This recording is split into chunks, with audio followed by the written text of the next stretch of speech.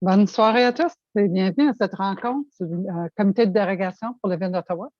Welcome everyone to this Committee of Adjustment, this public hearing of the Committee of Adjustment for the City of Ottawa. So the Committee of Adjustment is essentially a quasi-judicial tribunal that's appointed by City Council to make decisions on certain types of planning applications under the Planning Act, which minor variances and consents tend to be the most common that we hear. My name is Anne Tremblay, and I will be chairing the hearing this evening. But with me are my fellow panel members, Mr. Colin White, Mr. Scott Hindle, and Ms. Julia Markovich. So I also want to just introduce very briefly the team behind this panel that makes the evening work seamlessly. So we have with us Mr. Michel Bellemare, our Secretary Treasurer. We have, I guess he'll join us soon. We have coordinators. So we have Mr. Alexander Jones, Ms. Emily Byers, and Ms. Mandy Nguyen, I believe, is with us. No Mandy tonight. All right, thank you very much. And I see that Mr. Bellemare is joining us now, so we're good to go. You'll take note that this session is being live streamed on YouTube. If ever you want a copy of either the video or the agenda for this evening, they're easy to find. They're on the committee's webpage. And if you have any issues with any of that, just reach out to committee staff. So there are a number of issues, as you know, surrounding development within the city. And our mandate is very narrow, truthfully, when it comes to the range of development issues and the applications that are under the Planning Act. So we can't really address any aspect of the application that's not part directly of what is being asked for relief or consent or whatever that is. So if it's something like building height that somebody may have a concern with, but it's not a relief required under the zoning bylaw, then truly it isn't something, it's not even a decision that we're making, so there's no real need to discuss it. We also don't talk about property maintenance or property values or noise, pollution, or anything like that. We also don't enter into any discussion regarding prosecution for illegal construction. So we treat everything as if no development has occurred.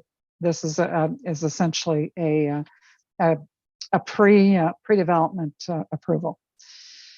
So we also will ask you to be respectful. So we don't want to hear any derogatory comments about the applicant or the neighbors or the agent or anyone involved in any of these proceedings. And finally, if during the course of discussions we learn that greater relief from the zoning bylaw is required for a minor variance, then we will need to step that item down to a later agenda and allow for a recirculation. So, s'il y en a qui aimeraient avoir les consignes en français, ça me ferait plaisir de vous les offrir. Mais le restant de l'audience se passera en français. So as part of the statutory public notification requirements, each applicant is required to post a sign on the property and to file a statutory declaration confirming that sign posting. As many of you already know, we have gone to a verbal solemn declaration or solemn oath or swearing to that declaration. We do still accept, though, the hard copies if you ever have the opportunity to provide them. And in those cases, we don't need to do the oral statutory declaration.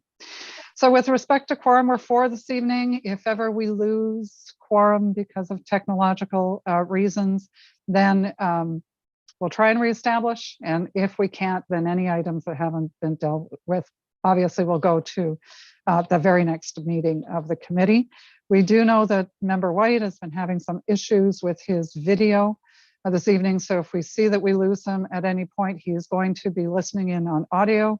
And if I could just ask a Member White to come back, maybe just for the decisions, maybe your video will be behaving during the moments that we need to see you on screen. All right, so in terms of the hearing process, there was an agenda, as you all saw at the beginning of the hearing. It's up to the chair's discretion to change some of that around, and I think we'll be doing that this evening. So what typically happens is we've been fast tracking a lot of applications. Most cases, what happens is we ask the agent or the owner or the applicant questions for clarification. Where there are some, sometimes we don't. Some applications are fairly straightforward. Do know that we look at, you know, a volume of material before we ever get to this meeting. So we've had a chance to understand the file. And on top of that, we also have a pre-meet with staff just to make sure that anything that needs further clarification or any new information is provided to us as we come into this hearing. There is one application for which tonight I will be asking a presentation, and in that case, I'll ask the applicant to do a full PowerPoint presentation, and then we'll ask our clarifying questions, and then we'll open it up to the public. And I'll go by my speakers list, and then we'll open it up to anybody else. Otherwise, going back to the fast track, we'll get the answers for clarification, go to our speakers list from the public hearing portion, close that, and then make a decision. On very rare occasions, we reserve. And reserve doesn't mean that we get to go home without making a decision. It just means that there's maybe sufficient new information brought forward for the committee's consideration.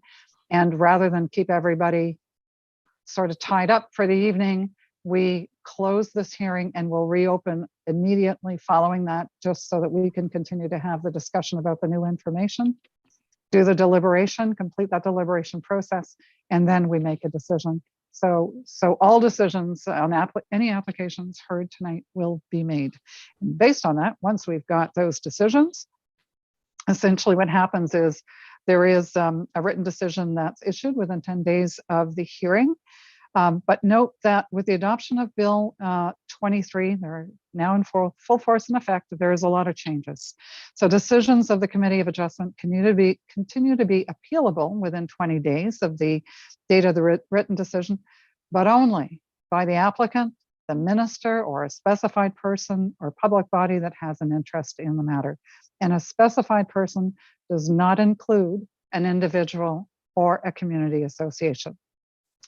So note further that the elimination of these appeal rights applies not only to future committee decisions, but also to any third-party appeals against prior decisions if the Ontario Land Tribunal has not yet scheduled a hearing.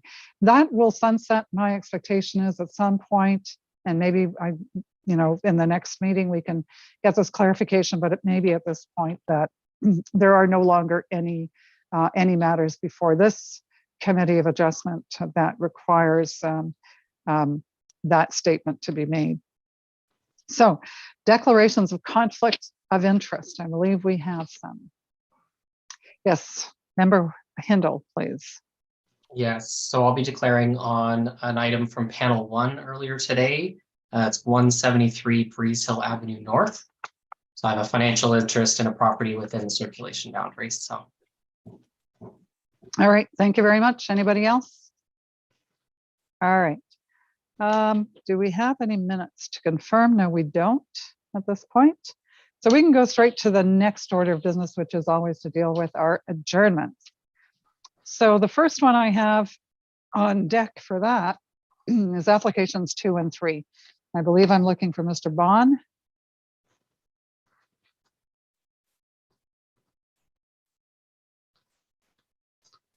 Hi there. Can you hear me okay? Yes, we can hear you. Good evening, Mr. Bond. Great. So you're aware of this request for an adjournment?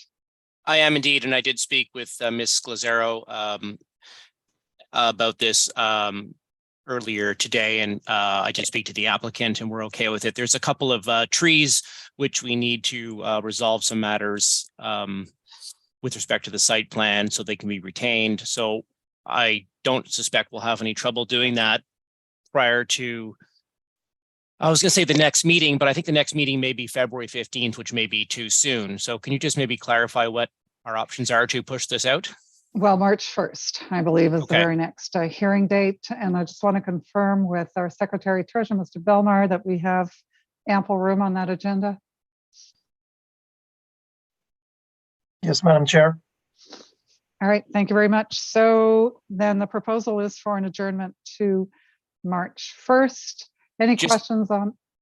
Sorry, just a quick question. Will that give us enough time? When do we have to have materials submitted by? We'll have to just amend our site plan and our TIR, tree information report. No, it's got to be soon. Mr. Right. Belmar? Soon as possible. I mean, ideally, if everything can be submitted by Friday, Monday at the latest would be the deadline. If you don't believe you can meet that deadline, I would recommend March 15. 15. I'm going to say out of an abundance of caution that the extra 15 days would be probably well advised, because if we have to get things in by Monday, if by some chance we have to attend at the site with the client, I don't want to run into a problem. So I think March 15th would be prudent. All right. Okay, thank you very much. Thank you. Questions from the committee on any of that?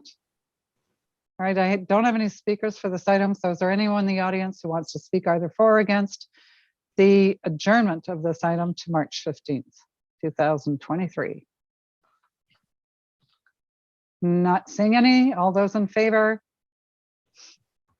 For the record, the adjournment to March 15th is approved unanimously. We will wish you good luck and we'll see you in about a month's time. Month Okay, and a half. thanks. We'll talk to you a bit later this evening. Yes, I think you're back. I'm back. Great. Thank Thanks. you back. Okay, Bye for thanks so now. much. Bye for now. The next item that's up for adjournment is number 7 for 56 Starwood Road. Mr. Segreto.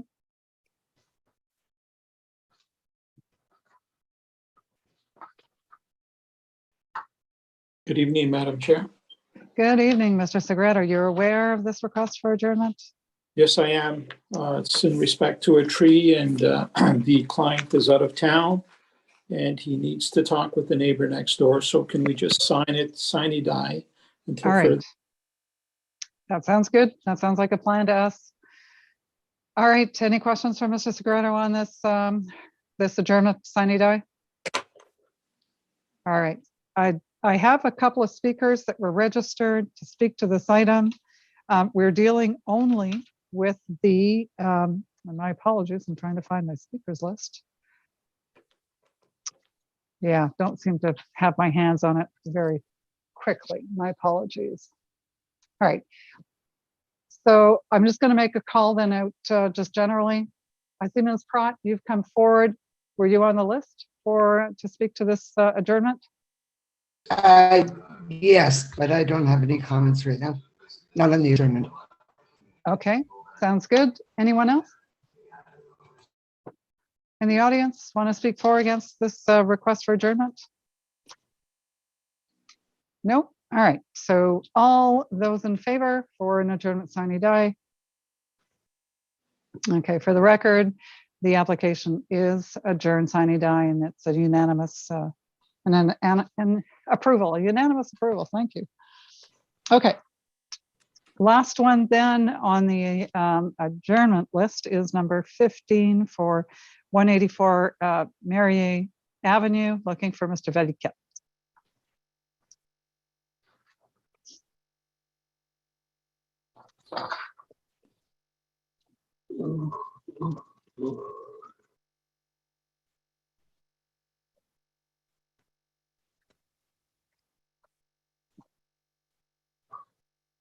Mr. Veliket, you're Good aware? afternoon, Madam Chair. Yes, Good evening. Okay, good. You're aware of these requests for adjournment, sine die?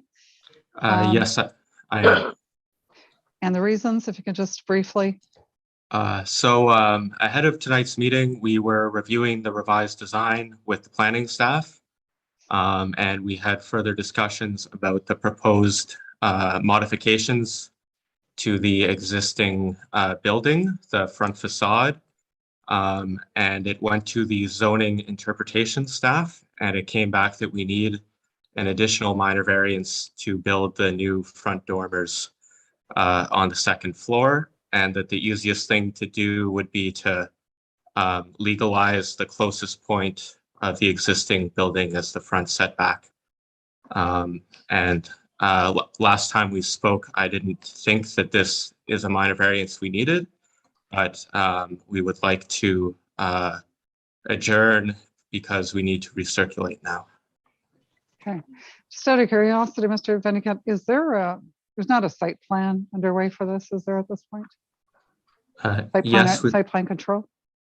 no, we don't require site plan control. Okay, all right, just wanted to confirm that. Okay, questions from Mr. Vennicat? An adjournment, sine die? All right, so anyone in the audience want to speak up either for or against the adjournment, sine die? See, Mr. Pritchard? Well, happy with the adjournment for now. Thank you. All right, thanks so much. Anyone else? I'm not seeing any hands raised. All right, so all those in favor? Okay, for the record, the committee is unanimously granting the adjournment sine die for 184 Mary Avenue. Thank you. Good luck, Mr. Vennicat. Thank you. Talk to you soon. Bye. All right, thank you. We have a number of applications that I think we're going to deal with relatively quickly because these are things that are so straightforward that that we can do that. So we're going to give this a shot. So we're going to start with item number 5, which is for 102 Bill Leatham Drive, and I'm looking for Ms. Warren.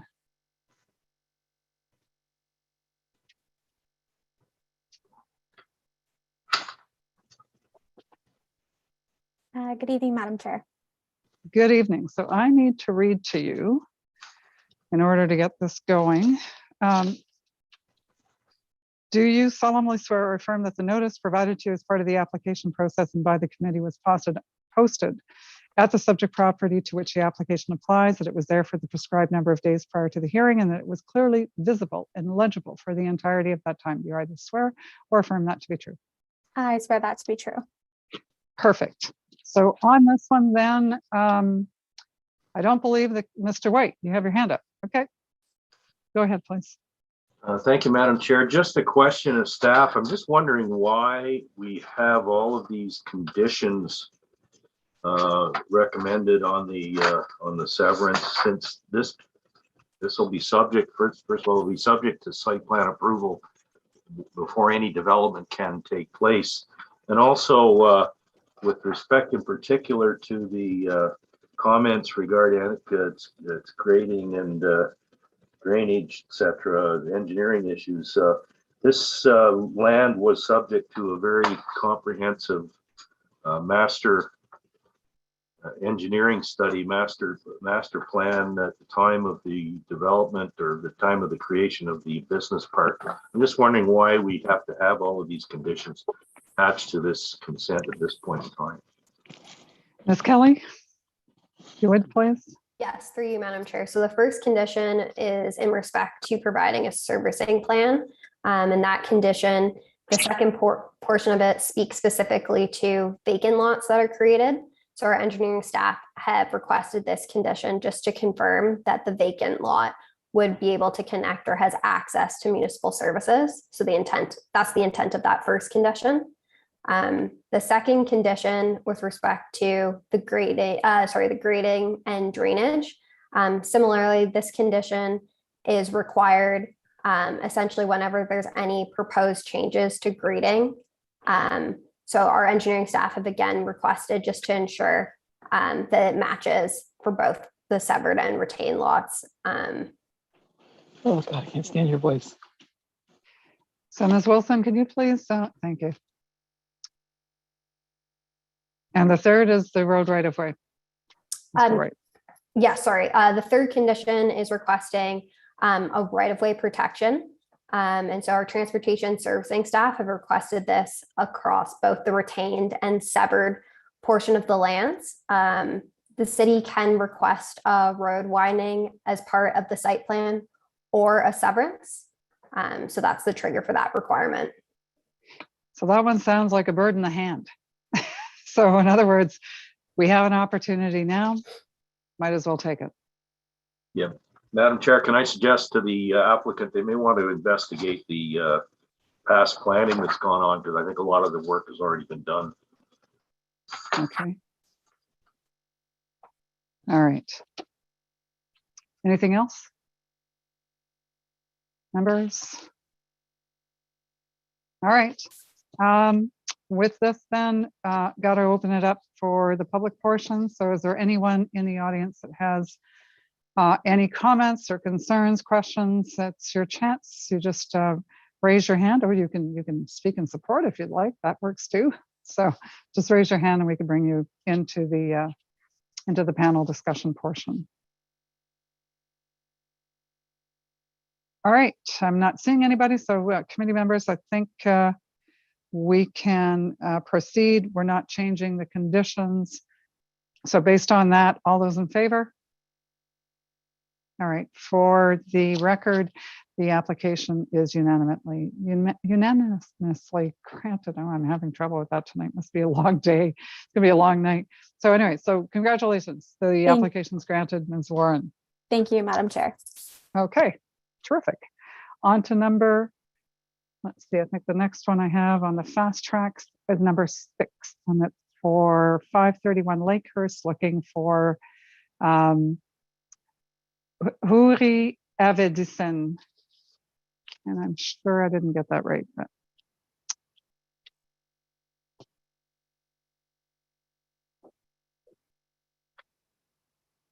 Madam Chair, you did say application number 8?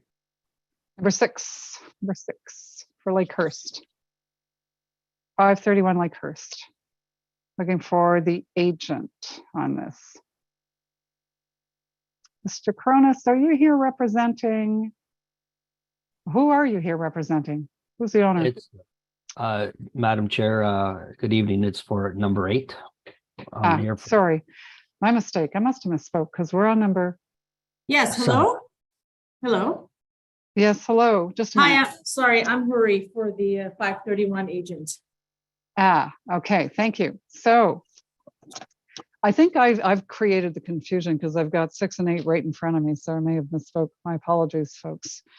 Need to read to before we get underway. Do you solemnly swear or affirm that the notice provided to you as part of the application process and by the committee was posted at the property to which the application applies for the prescribed number of days before the hearing, and that the sign was clearly visible and legible the entirety of that time? Do you either swear or affirm that to be true? Yes, this is true. Can you say that you swear or that you I affirm? swear that this is true. Thank you very much. So with that, no presentation required. I'm going to open this up directly to the committee members. Don't believe there's any questions. So with that, then we can go directly to the audience.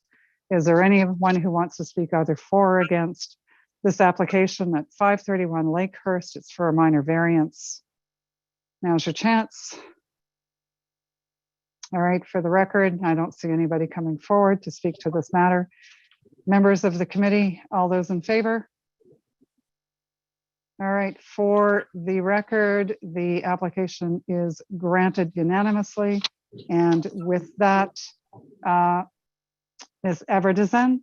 Yes. We're done. Great. Thank you very Thank you much. so Your much. application is granted. Thank you. Now I'm at number 8. So Mr. Cronus, you can come back. And this is for 4235 and 4265 Stranherd. Mr. Cronus, we had you just a moment ago. Good evening, Madam Chair, members of the committee. Good evening, Mr. Cronus. My apologies. I must have confused you. Oh, no, that's fine. So I do need to read to you before we get going. Do you solemnly swear or affirm that the notice provided to you as part of the application process and by the committee was posted first at the property to which the application applies, that it was there for the prescribed number of days prior to the hearing, and that the sign was clearly visible and legible for the entirety of that time? Do you either swear or affirm that to be true? I swear and affirm both that it was all true. But I either swear. works and both works too. So that's perfect. Thank you very much. All right, no questions, no presentation required from you. Just committee members, don't believe you had any questions. Anybody change your mind? Nope. Okay, so we're going to go straight to the public on this one. Is there anyone who would like to either speak for or against this application on Stranherd Drive? Affects the number of properties. Not seeing anybody come forward. All right, then we can go to a vote. Members of the committee, all those in favor? Right, for the record, the application is granted unanimously. Thank you very much, Mr. Primus. Thank you, Madam Chair, members of the committee. Have a good evening. You too. Right, we're on to number 11 at this point. And we're looking for Carl Lavoie for application 11. It's at 1510, 1512 Chatelaine Avenue.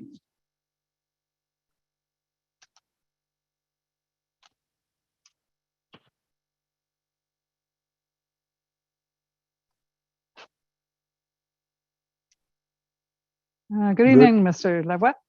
Good evening, Madam Chair and the committee. Yeah, all right. So I do need to read to you on this. Just give me a moment. Gotta find my script.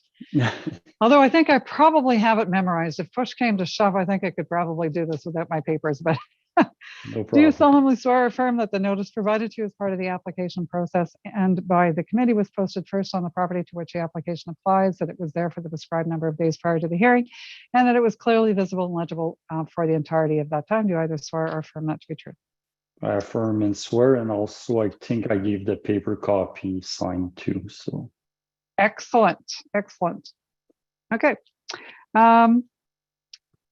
So I don't believe we have any questions for you on this. Although if anybody's changed their mind, now's the time. Panel members? Nope, not seeing anybody. All right, I have nobody on my speakers list. Is there anyone out there who would like to speak either for or against this application? Any concerns, questions? Now's your chance. All right, I'm not seeing anybody come forward. Mr. White, go ahead, please. Thank you, Madam Chair. Just wondering if this issue with respect to the driveway has been resolved.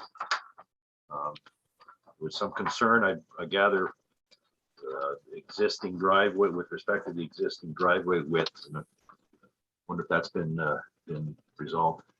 Ms. Kelly?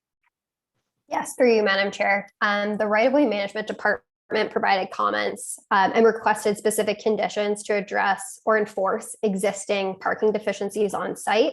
As this consent application is for establishing separate ownership, staff determined that there are other mechanisms to address those existing conditions on site. So does that mean that the existing driveway remains for now? Correct. Thank you. All right, anyone else? Okay, and I believe I've already gone out to the public and had no response. So with that, I think we can go to a vote on this. All those in favor. And it's subject to these conditions. Mr. Lavoie, I take it you're good with the conditions, no comments? Yes, we discussed with Kelly and everything was good. Okay, and if I just saw the hands, everybody was in favor, no dissents? So we're all, so the application is, for the record, unanimously granted. Thank you, Mr. Lavoie. Perfect, thank you very much. Okay, we have, the next one is number 16. Number 16 for 26 Evergreen. Looking for Mr. Wheelmaker.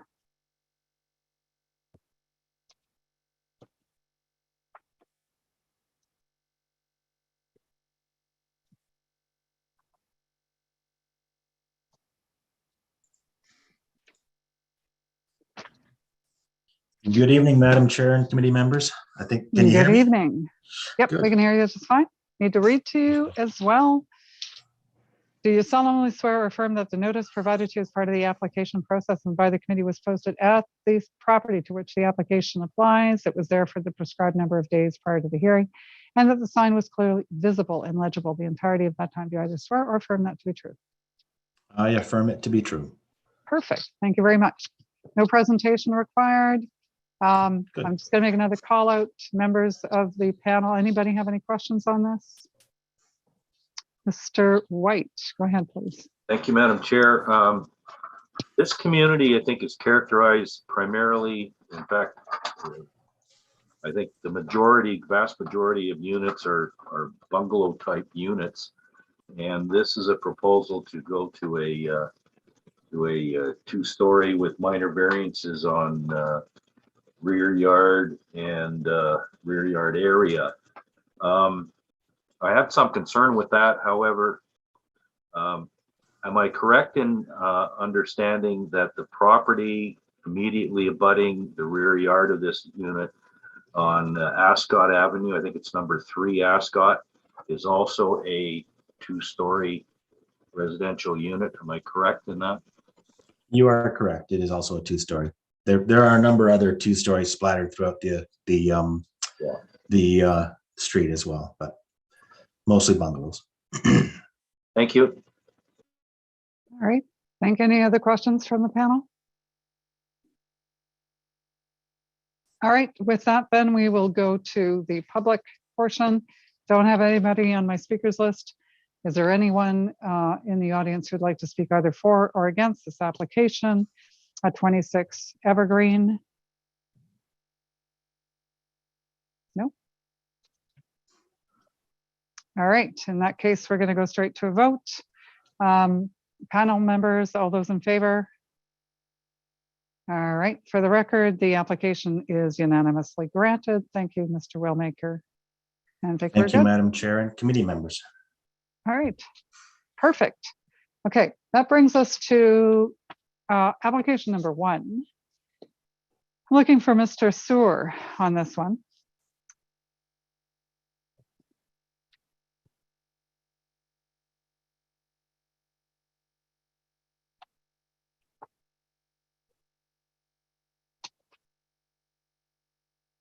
Then Mr. Sewer?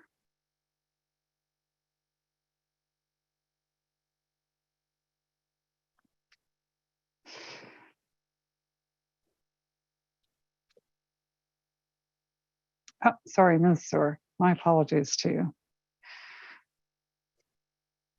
All right, good evening. So I'm going to read the statutory declaration. Do you solemnly swear or affirm that the notice provided to you as part of the application process and by the committee was posted first at the property to which the application applies, that it was there for the prescribed number of days prior to the hearing, and that the sign was clearly visible and legible for the entirety of that time? Do you either swear or affirm that to be true? I swear. All right, perfect.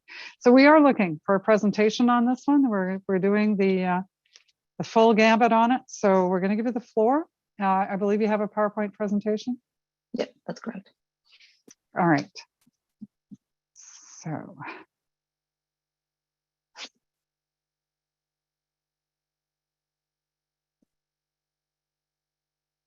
So good evening, Madam Chair and members of the committee. My name is Sir Mansour, and I'll be presenting the severance applications for the property municipally known as 136 and 138 Acacia Avenue. Next slide, please.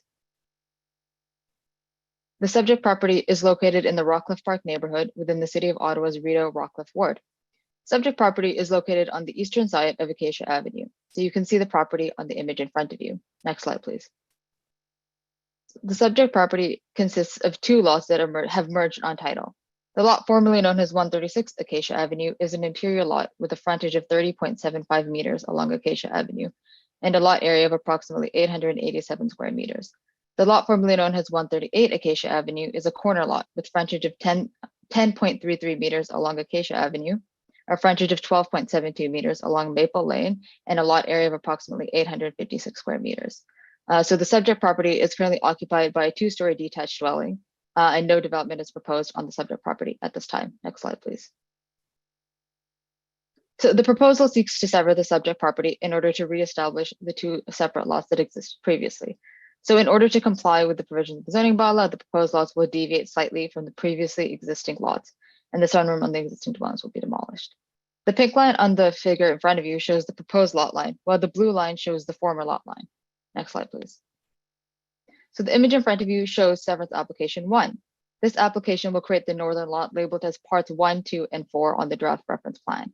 So the lot will have a frontage of 12.72 meters on Maple Lane, 16.07 meters on Acacia Avenue, and a lot area of 751.6 square meters. Next slide, please.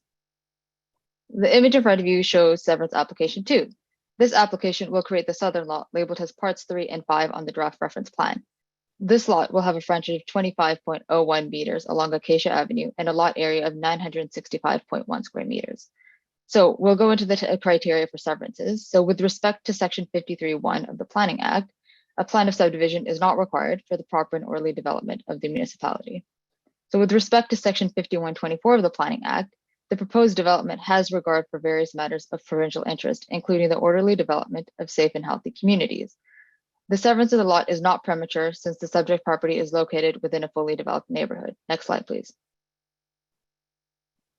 The subject property is designated neighborhood in the inner urban transect of the official plan. The subject property is also designated residential in the Rockcliffe Park secondary plan. The proposed severance will restore 2 lots on the subject property while retaining the large lot sizes that characterize the neighborhood.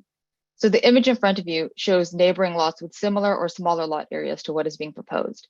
So the lots that are outlined in blue have similar lot areas to the subject property, while the properties indicated with a star have smaller lot areas.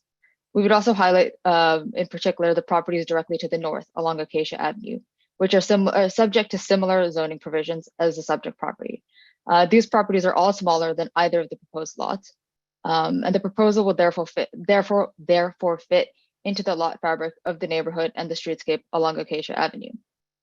So the proposed severance will result in the creation of 2 irregularly shaped lots. These large irregular lot shapes will fit into the lot fabric of the neighborhood, which is characterized by a variety of lot shapes and sizes. The proposed lots will strike a balance between restoring the pre-existing lot shapes and ensuring that both lots comply with the requirements of the zoning bylaw. Next slide, please. So the slide in front of you shows the zoning provisions for the proposed lots. Both lots will conform to the provisions of the zoning bylaw and are an adequate size to support residential uses. Adequate municipal services are available on the subject property, and there are a number of schools located in proximity to the subject property, including Ashbury College and the Rockcliffe Parks Public School. We would also note that any new development or alterations on the proposed lots will respect the Rockcliffe Park Heritage Conservation District Plan, and a heritage permit will be required. So the proposed severances meet the criteria of section 5124 of the Planning Act. Finally, the proposed severance aligns with the provincial policy statement by more effectively using the existing lot while maintaining the lot fabric of the area. Next slide, please.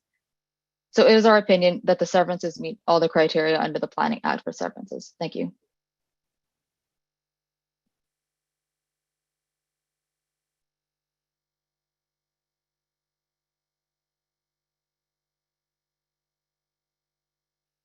Sorry, my apologies. Getting that mute button sometimes isn't as quick as it could be. All right, well, thank you for that, Ms. Sewer. So I think what we'll do is just go straight to questions by the members of the panel first. So I think there may be quite a few people who are maybe tuned in for this application. We've certainly received an awful lot of correspondence from surrounding neighbors. So we're going to go to questions first, just to the panel members. The panel members are going to get a chance to get any clarification they need, and then we'll open it up to the public, and we'll start with the speakers list. So with that, then, members of the panel, anything that you would like to explore with Ms. Sewer or Mr. Chown? Member White, go ahead, please. Thank you, Madam Chair. Just a question with respect to the existing lot configuration there. There is mention that there was a merge on title, but does address 136 and address 138 represent individual lots on a registered plan? And if that's the case, could they be theoretically conveyed separately today without consent? Or am I missing something there? Sorry, Madam Chair, for that interruption. It's Murray Chown speaking. Mr. White, the 2 lots as laid out on the application and defined by the blue line on the figures that Ms. Sewer presented to you don't constitute lots on a plan of subdivision. There is an underlying plan, but the lot lines don't coincide with those lot lines, and you can see that in the staff report, where they've provided a fair amount of background information on the history of this subdivision. But the current properties at 138 and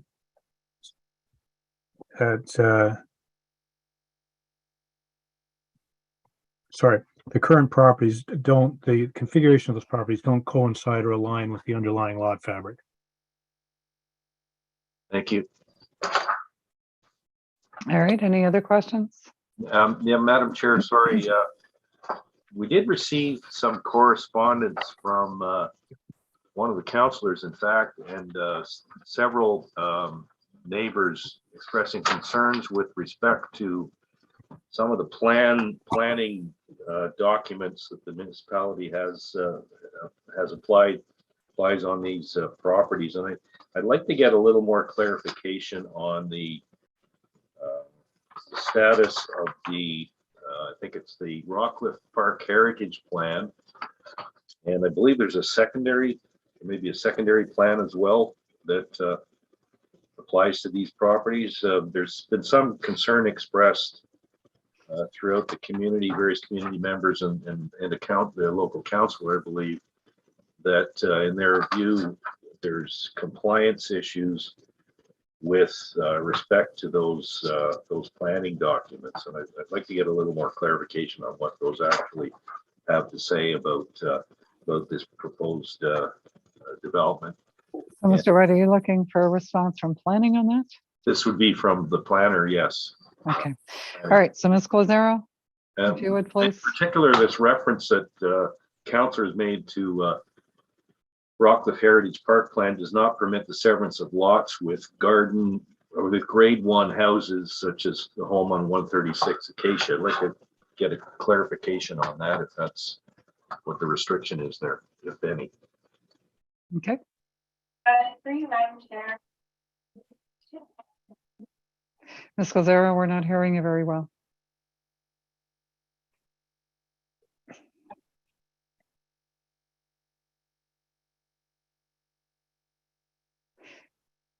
No, we're not hearing you, Ms. Glazero.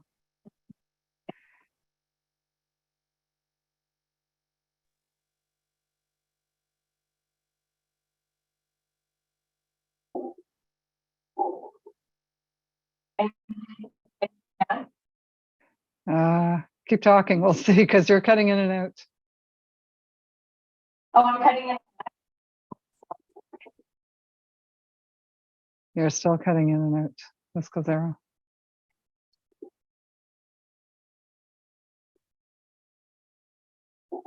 I'm not sure. All right, so maybe what we can do is we'll hear from Ms. Sewer or Mr. Chown on that question, and then if maybe what you could do is maybe leave the meeting and then come back in, maybe you'll have a better connection. So, Madam Chair, this is clearly a very important question. It's been raised by the ward councillor.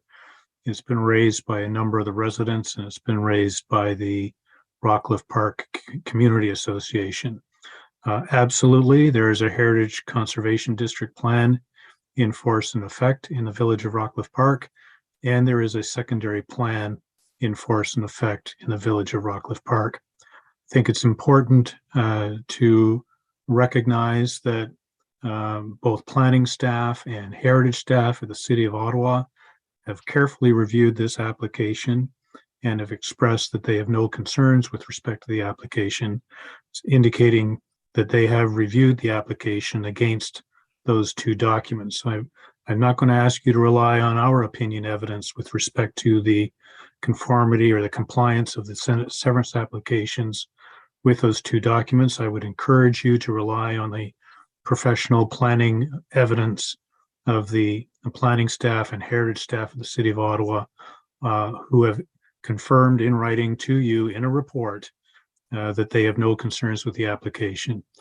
I hope that while I've been chatting, that the planner has been able to resolve her technical issues, and hopefully she can speak to the question. Okay, thank you, Mr. Chown, for pinch hitting there. So, Ms. Glazero, I think one of the key questions, and Member White, you can let me know, but that whole provision with regards to the, is it class 1 or whatever that reference was, certainly had us thrown. So what's that about? Through you, Madam Chair, is my sound better? Yes, it is. Excellent. Okay. My apologies. So I have been in discussion with one of my colleagues in the Heritage, and we discussed the secondary plan and the Heritage Conservation District plan at length. So the way that the Heritage branch has been viewing these lots is that they are two existing lots of record, with the one containing the dwelling being the grade 1 property and the corner lot, which is addressed as 138 Acacia, being a grade 2 property. So that's that was their rationale for having no concerns with the proposed severance, and that's I was in concurrence with that. So what's the definition of a grade 1 versus a grade 2? Thank you, Madam Chair. I'm going to defer that question to Ashley Katarba. She's the Heritage Planner. Welcome, Ms. Katarba. Kotarba. Hi. Yeah, it's Good very evening. nice to have you here this evening. So thank you. We appreciate your being able to answer some of these questions for us. So go ahead. Sure, certainly. Rockcliffe Park has every property in the district is scored, and properties that score over 50% are considered a grade 1 property. So typically no demolition is permitted for grade 1 properties. They have a higher standard of heritage value. And grade 2 properties are mainly more infill or more modern contemporary buildings typically. And they have different policies applied to them when making alterations to those properties. And just to confirm what Cass Closera just said, the property at 136 Acacia is a grade 1 and 138 is classified as a grade 2. All right, thank you for that. That's interesting. I don't think that's come up before for us. All right, any other questions then? Member White? Nothing? Thank you, Madam Chair. So is the unit being retained then on the lot? So the existing dwelling? So if I can speak to that. Grade 1, does that Yeah, have to be retained or? Mr. Yes, Chown. the existing dwelling is being retained. The only change to that dwelling will be the removal of the sunroom on the north side of the building, but even that will require a heritage permit before we'll be able to remove the sunroom. Thank you. All right, thank you. Member Hindle, I think I saw you indicate question. Yes, thank you, Madam Chair. I primarily had a question about some of the conditions that are proposed in the staff report, mainly numbers 7 and 9. So it seems through a number of these conditions like there's a fair bit of concern about slope stability and maintenance of that. Can you, given that I think at this stage there's not necessarily redevelopment proposed, can you talk me through the rationale for especially clause 9 for why it needs to be included at this stage? Through you, Madam Chair. So one of the policies under the Rockcliffe Park secondary plan is that development is prohibited on lots where there is not, I have to go back and look, where there's concerns about slope stability. And under the Planning Act, under the criteria against which we evaluate consent applications, a site has to be, or a proposed lot has to be suitable for development. So if it's found that the lot has significant unstable slopes, then there's not going to be, the lot wouldn't be developable in theory. That was the rationale from the EITs who provided the condition. Okay, so at this stage, that doesn't necessarily speak to whether it's kind of worthwhile or able to be severed, but it would be more about whether it's able to be developed in the future.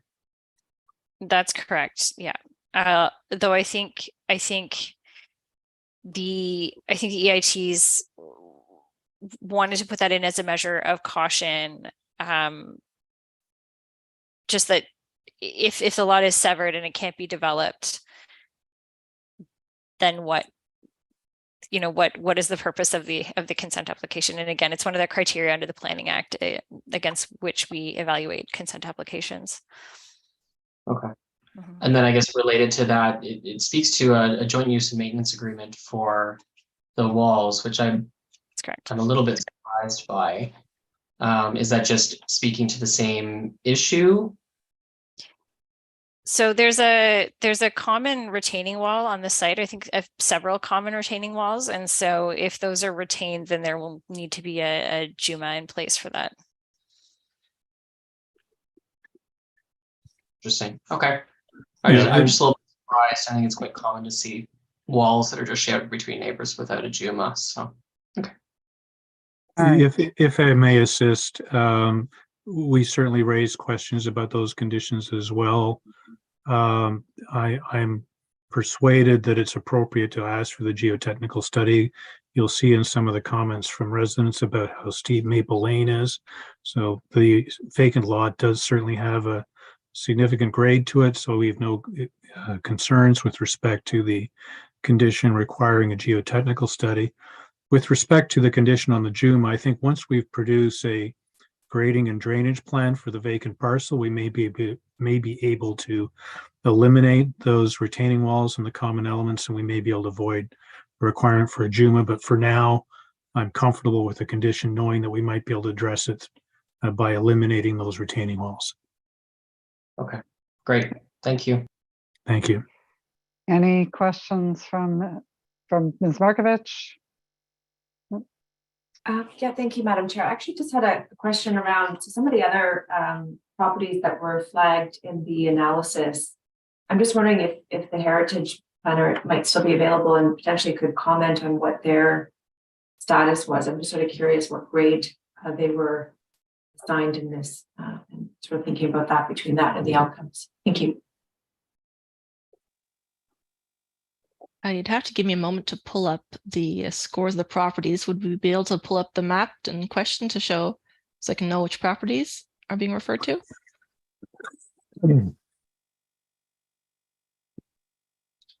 Is it possible, coordinators, to bring that map up? I can't recall if there are addresses on that figure or not, but we can pull it up. I think it's slide 7, if that would assist the coordinators.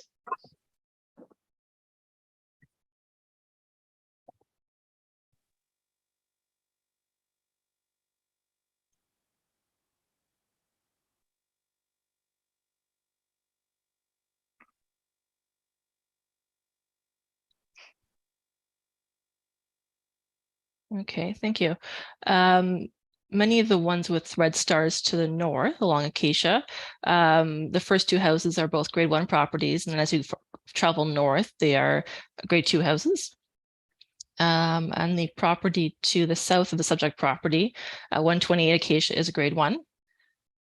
And then all the ones that have blue contours, I think it's sort of, there's no consistency really. It's sort of half and half. All right. Okay, thank you. Okay. Any other questions, Ms. Markovich?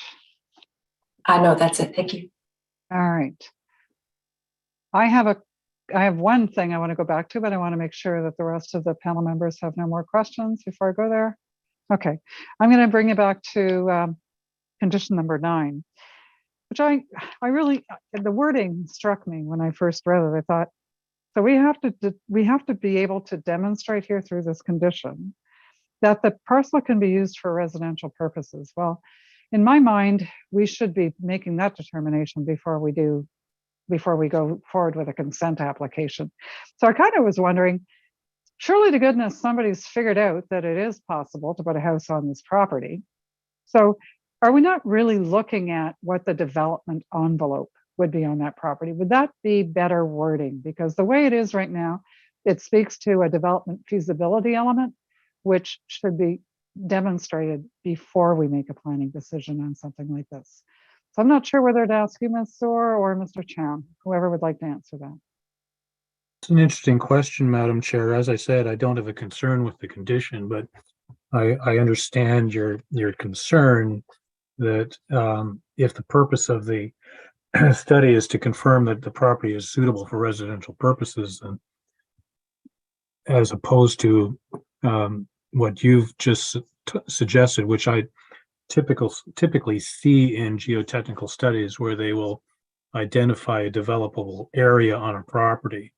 And so if you want to change the wording of the condition so that it was to demonstrate or not demonstrate, identify a building envelope for residential purposes, I'd be more than happy with that. Well, so really, fundamentally, my issue is I'm not comfortable creating a new lot if I'm not sure that that new lot can actually be used for the purposes that it's being severed for.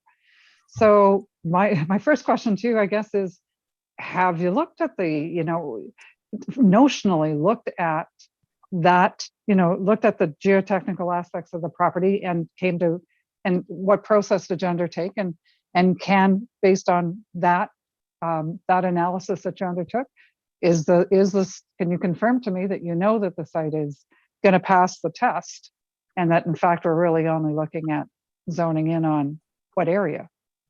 Well, I guess I'd make two observations. Firstly, the existing house that's there has been built and has been there for a very long time. And I don't think there's been any issues with the stability of the existing house on the property immediately next door on the retained parcel. And secondly, a number of prospective builders have been looking at this opportunity, and none of them have expressed any concern whatsoever with respect to the grade of the property or the slope of the property. I think, quite frankly, the condition is in the abundance of caution. Okay, it's just that, I'm going to go back to, I'm going to sound like a broken record here, but we shouldn't be creating lots for which there's no potential for the use to be actually on that property. And what I'm hearing is it's reasonable to assume, and the fact that there's people out there making bids on developing it is not convincing me, but the fact that we do have a house that's on the property today, we don't do site visits. So if you can guarantee to me that you've got the same sort of plateaued area sufficient to put a house footprint on that, in keeping with all, well, I guess if it doesn't meet the zoning bylaw, then you're back to us anyway, one way or the other, in order to make it work. But can you at least confirm that to me, that you see sufficient, you've observed sufficient area on the lot for development? I'm not quite sure how I can reassure you, Madam Chair. I'm confident that the lot would be developable. If in the extreme event that it's not, then we won't clear the condition, and we won't get the approval, and we won't get the severance. But I know, but Mr. Chan, my position is that the committee should be armed with that information when they make a decision. But anyway, that's okay. That's fine. I don't need to belabor it any further than that. I think I've tried to find out just how much more we knew about it before we go forward. So that's fine.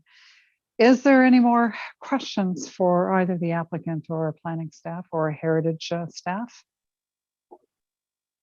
All right, I'm not seeing any questions. And just to remind people who are with us this evening, we're simply exploring questions directed from the panel members.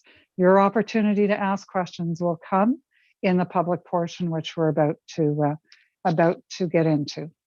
So, and with that, then, I need to, and I did find my speakers list finally, thank goodness, because we do have quite a few people. So I'm going to call the people in the order that I have on my speakers list. If you're not on the speakers list, then no problem.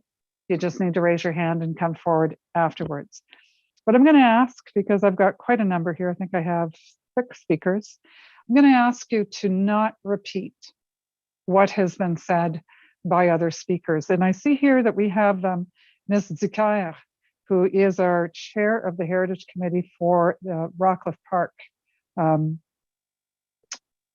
Park and RA, I was thinking it was going to be Community Association, but it's RA, so it must be recreational area. Is that what it is? So can I hear from, I'm going to assume Ms. Dicaire may be able to at least express the concerns, and I would need Ms. Dicaire to come forward. Is she in the audience?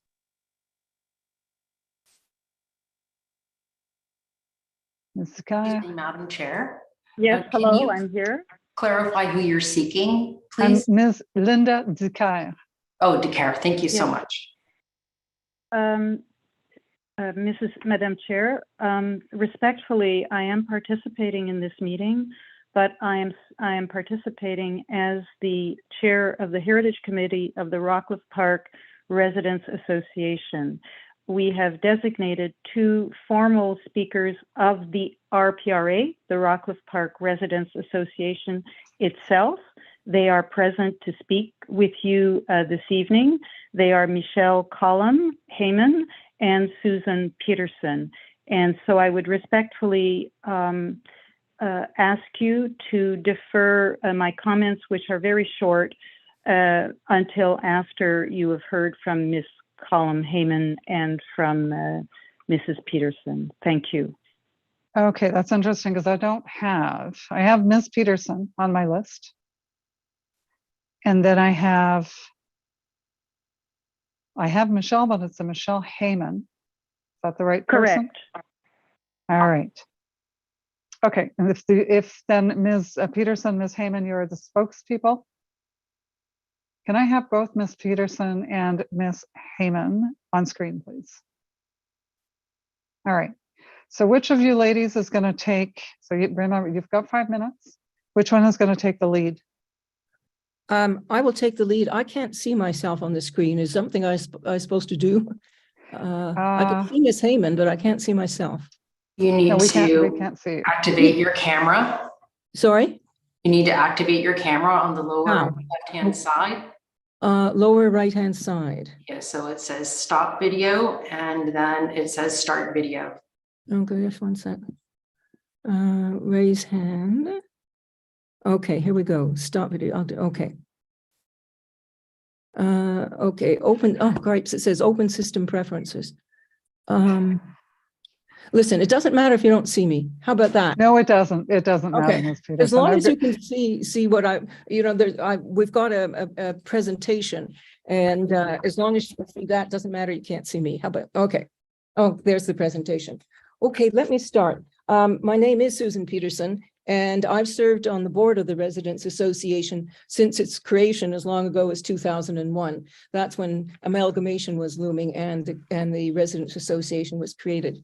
I've also served some years on the as chair of the Heritage Committee, and which looks at development applications. And now I chair what we call our Heritage Outreach Committee, which maintains liaison with other heritage districts and heritage organizations, the city and the province. Now, could we look at slide 2, please? There's 2 points that I think are very important in setting the framework for the decision on this application. Our secondary plan, which is of course part of the official plan, requires that the provisions of our heritage plan are followed when applications are considered under the Planning Act like this, such as severance, not just applications under the Heritage Act. And it says that the decisions under both acts are to respect and follow our heritage plan. Second point, the Ontario Heritage Act gives great weight to heritage plans. It does this it says that if there's a conflict between a heritage plan or any part of it and any municipal bylaw, the heritage plan prevails. Now, bylaws are the only kind of law that municipalities can make. So our heritage plan is, if you wish, the preeminent law in a heritage district, and it is what decides what can and cannot happen in a heritage in Rockcliffe, because it's a heritage district. It trumps everything else that you can find in any other city bylaw. Okay, next. Thank you. This slide explains only very briefly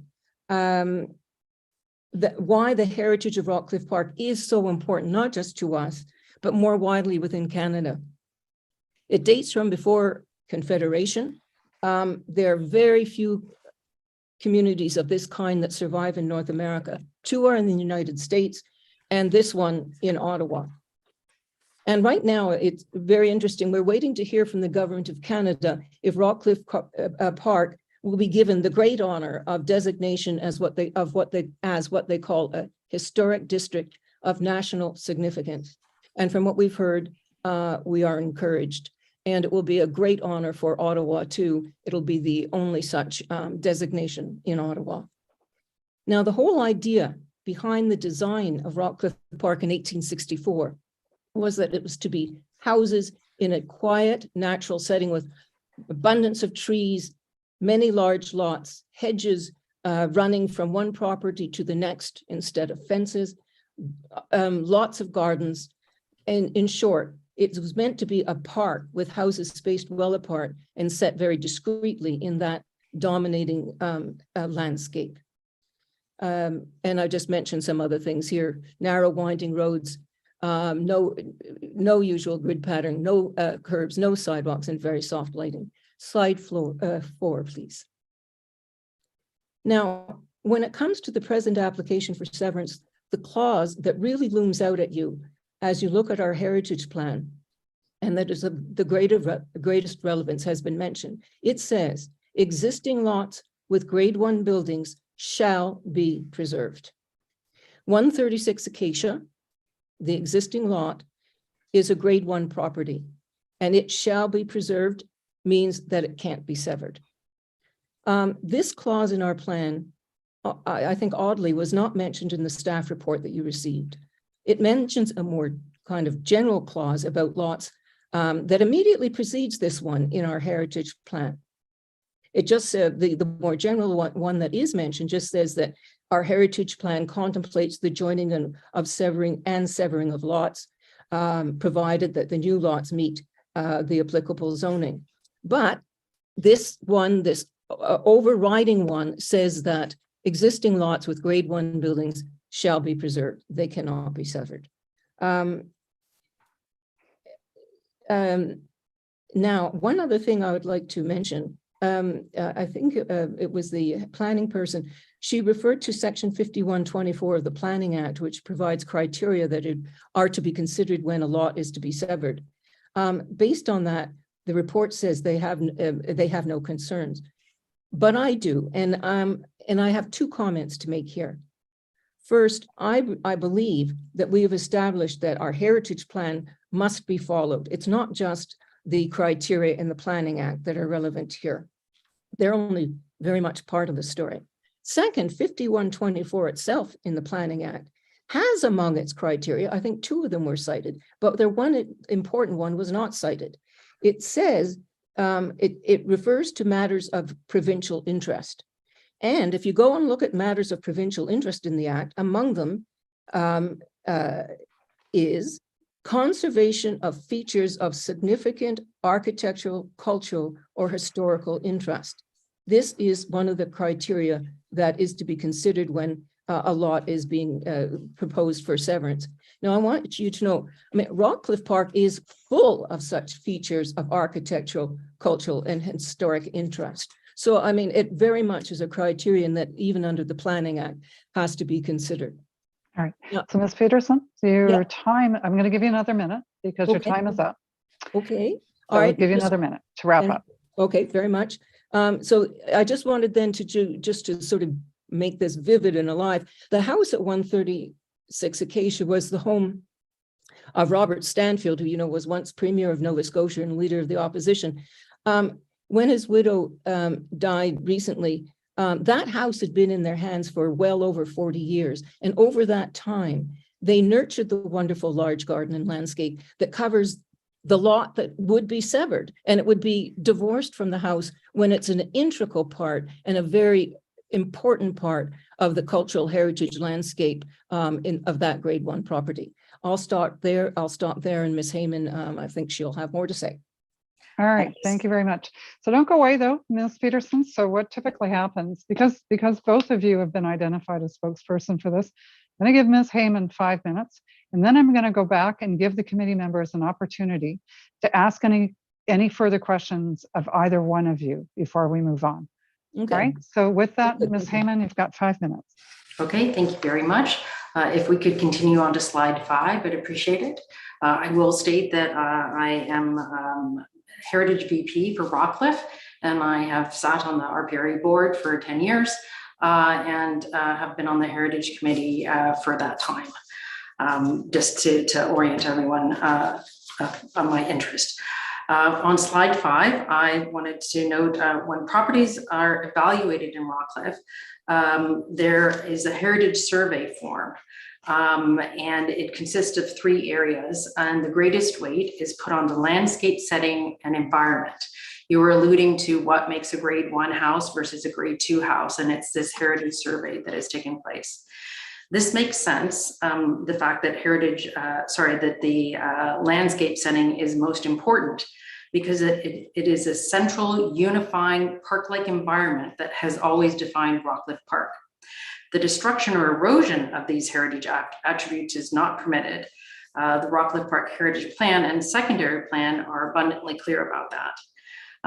If anything, this is especially true of the most important properties in Rockcliffe, such as 161 Acacia, and which has been there for many decades. Severance of the property would violate all kinds of commitments laid out in our Heritage Plan and Secondary Plan. 2 of them are quoted on the slide. Next slide, thank you. So I believe that we've shown with clarity the reasons why this application must be refused. But there's one other factor at play here.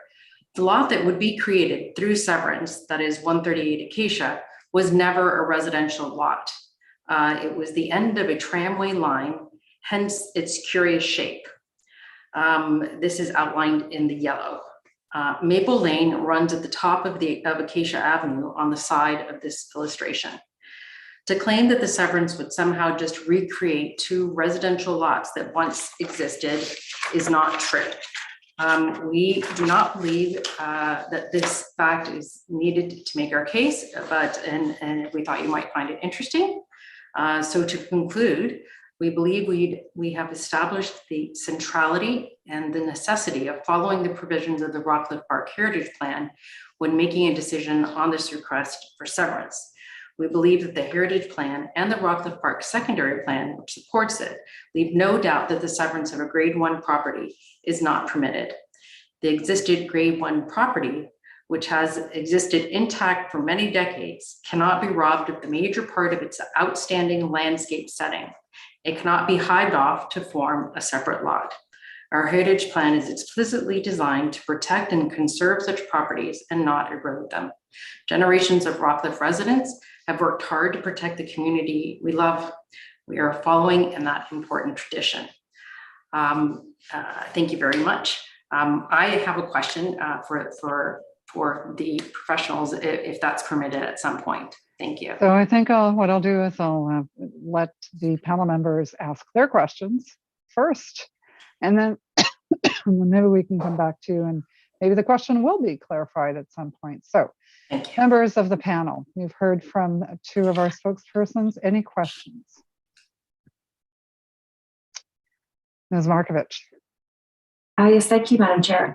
One of the slides was making reference to what appeared to be 2 potentially different things. So one was a grade 1 building and the provisions that speak to that, and the other was a grade 1 property. And I just want to make sure I understand what the difference is between those 2 things and how they would relate to each other within this context. Thank you. So Ms. Markovich, are you looking for an answer from our heritage planner on that?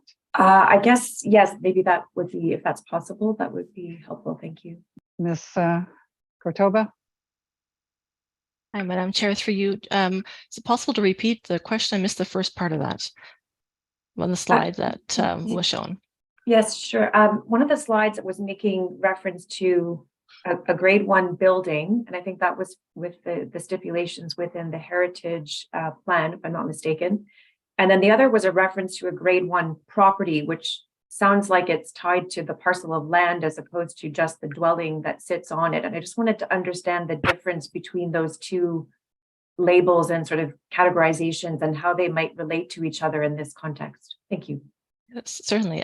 Through you, Madam Chair, I view those as the same thing. We, I think, internally, as heritage staff, use those terms interchangeably. The correct term should be the property. It's a grade 1 property. I think we often say, talk about the house, but in Rockcliffe, as Ms. Heyman just qualified here, that the landscape is also important. So we are referring to the landscape and the house when we say a grade 1 property. Thank you. All right, thank you. Any other questions for either one of our speakers? Member White, go ahead.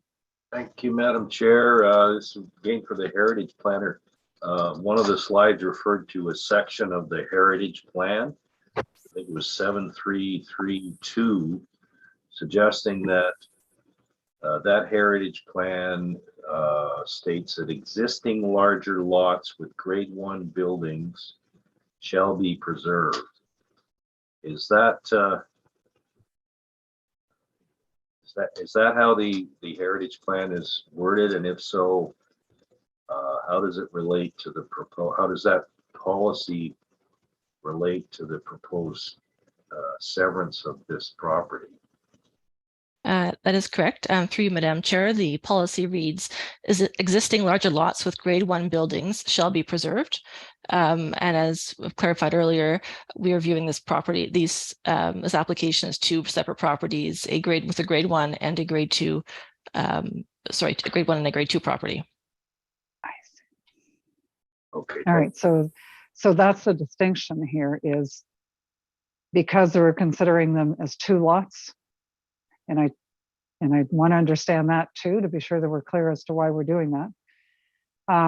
But that grade 1 property happens to be on one of the lots then, leaving the second lot then, which is grade 2, open for development.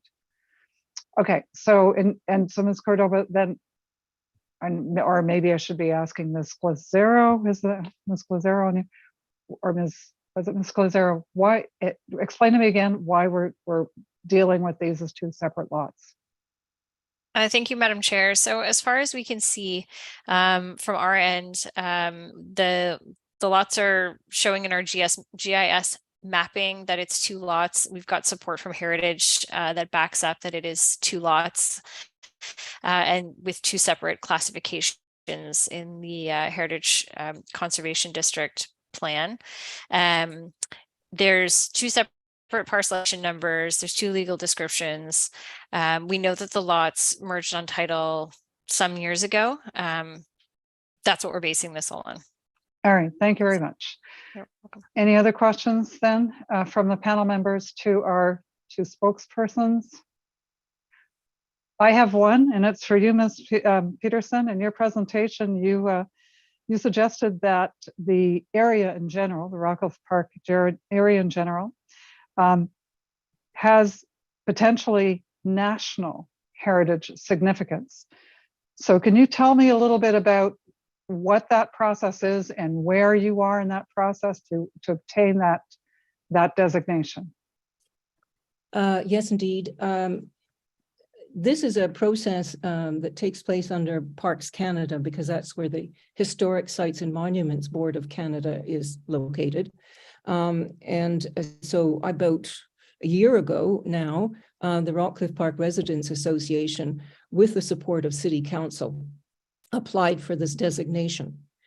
And the first step, if you wish, is they send a person around from their staff to have a look at what the original design intentions were and how well they've been maintained and preserved since 1864.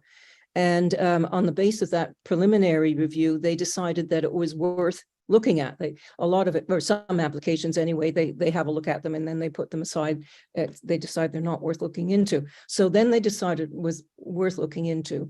And a lot of research was done, and the staff then prepare a report. And if they think that the fuller research supports this kind of designation, they then refer it to the Historic Sites and Monuments Board. And our understanding is that it has been referred to the Historic Sites and Monuments Board, and we'll hear. And we've got our fingers crossed, of course, because this would be a huge distinction. Interestingly, the two communities in the United States that are similarly recognized, if you wish, from a similar period, they're known around the world because these are so rare. And here we are, and we are struggling to kind of protect to protect this area. When we were a separate municipality, that wasn't so hard to do. One thing, if I may, Madam Chair, is that I want to make clear that what is class 136 Acacia now is one lot. It was merged on title, as I've said. It's now at the moment one lot. And it was that one lot, 136 Acacia, that was evaluated against the criteria, which determines if it's very important and therefore scores over 50 and therefore is grade 1. It was on the basis of the entire lot that was merged on property, that it was scored, and that entire lot, not part of it, the entire lot is a grade 1 lot. And one of the points we were trying to make is that if you sort of take half of the most important landscape part of it, which weighs most heavily in this evaluation, you've destroyed the basis for it being grade 1, and that's why it can't be severed. All right, so Ms. Peterson, we've already heard from our Heritage staff here this evening, and I think you heard it as well, that they have evaluated both parcels, the second parcel to have been found to be a grade 2. So what I'm hearing then is that you think that that information is incorrect from our Heritage planner, because that's kind of not what we're hearing. Anyway, we'll get the grade. I will ask for that clarification, but Okay. I'm going to move on. I've got Ms. Heyman, one question, and then I've still got 4 other people who would like to speak. So, and that's just on my list. So go ahead, please. Okay, thank you. I guess I would like to make the clarification that if we could bring the slide up, to generate lot 138, they are taking part of lot 136 to do so. So if you don't want to see 138 and 136 as an entire lot, and you choose to consider just 136 on its own, that lot is being severed to create a complying lot at 138. So if it is this panel's choice and professionals not to look at this as an entirety, including Heritage staff, then just look at 136. And it is clear that 136 is being severed in order to make 138 a compliant lot. Otherwise, 138 would not be compliant under the zoning law. Just wanted to make that clarification. Well, so Ms. Heyman, I guess we would have to, I think there's plenty to debate one side or the other on that. So I'm going to move on at this point to the next speaker, who I had actually the first speaker, Ms. Sandra Ning. Coordinators, can you confirm that we have that resident available this evening?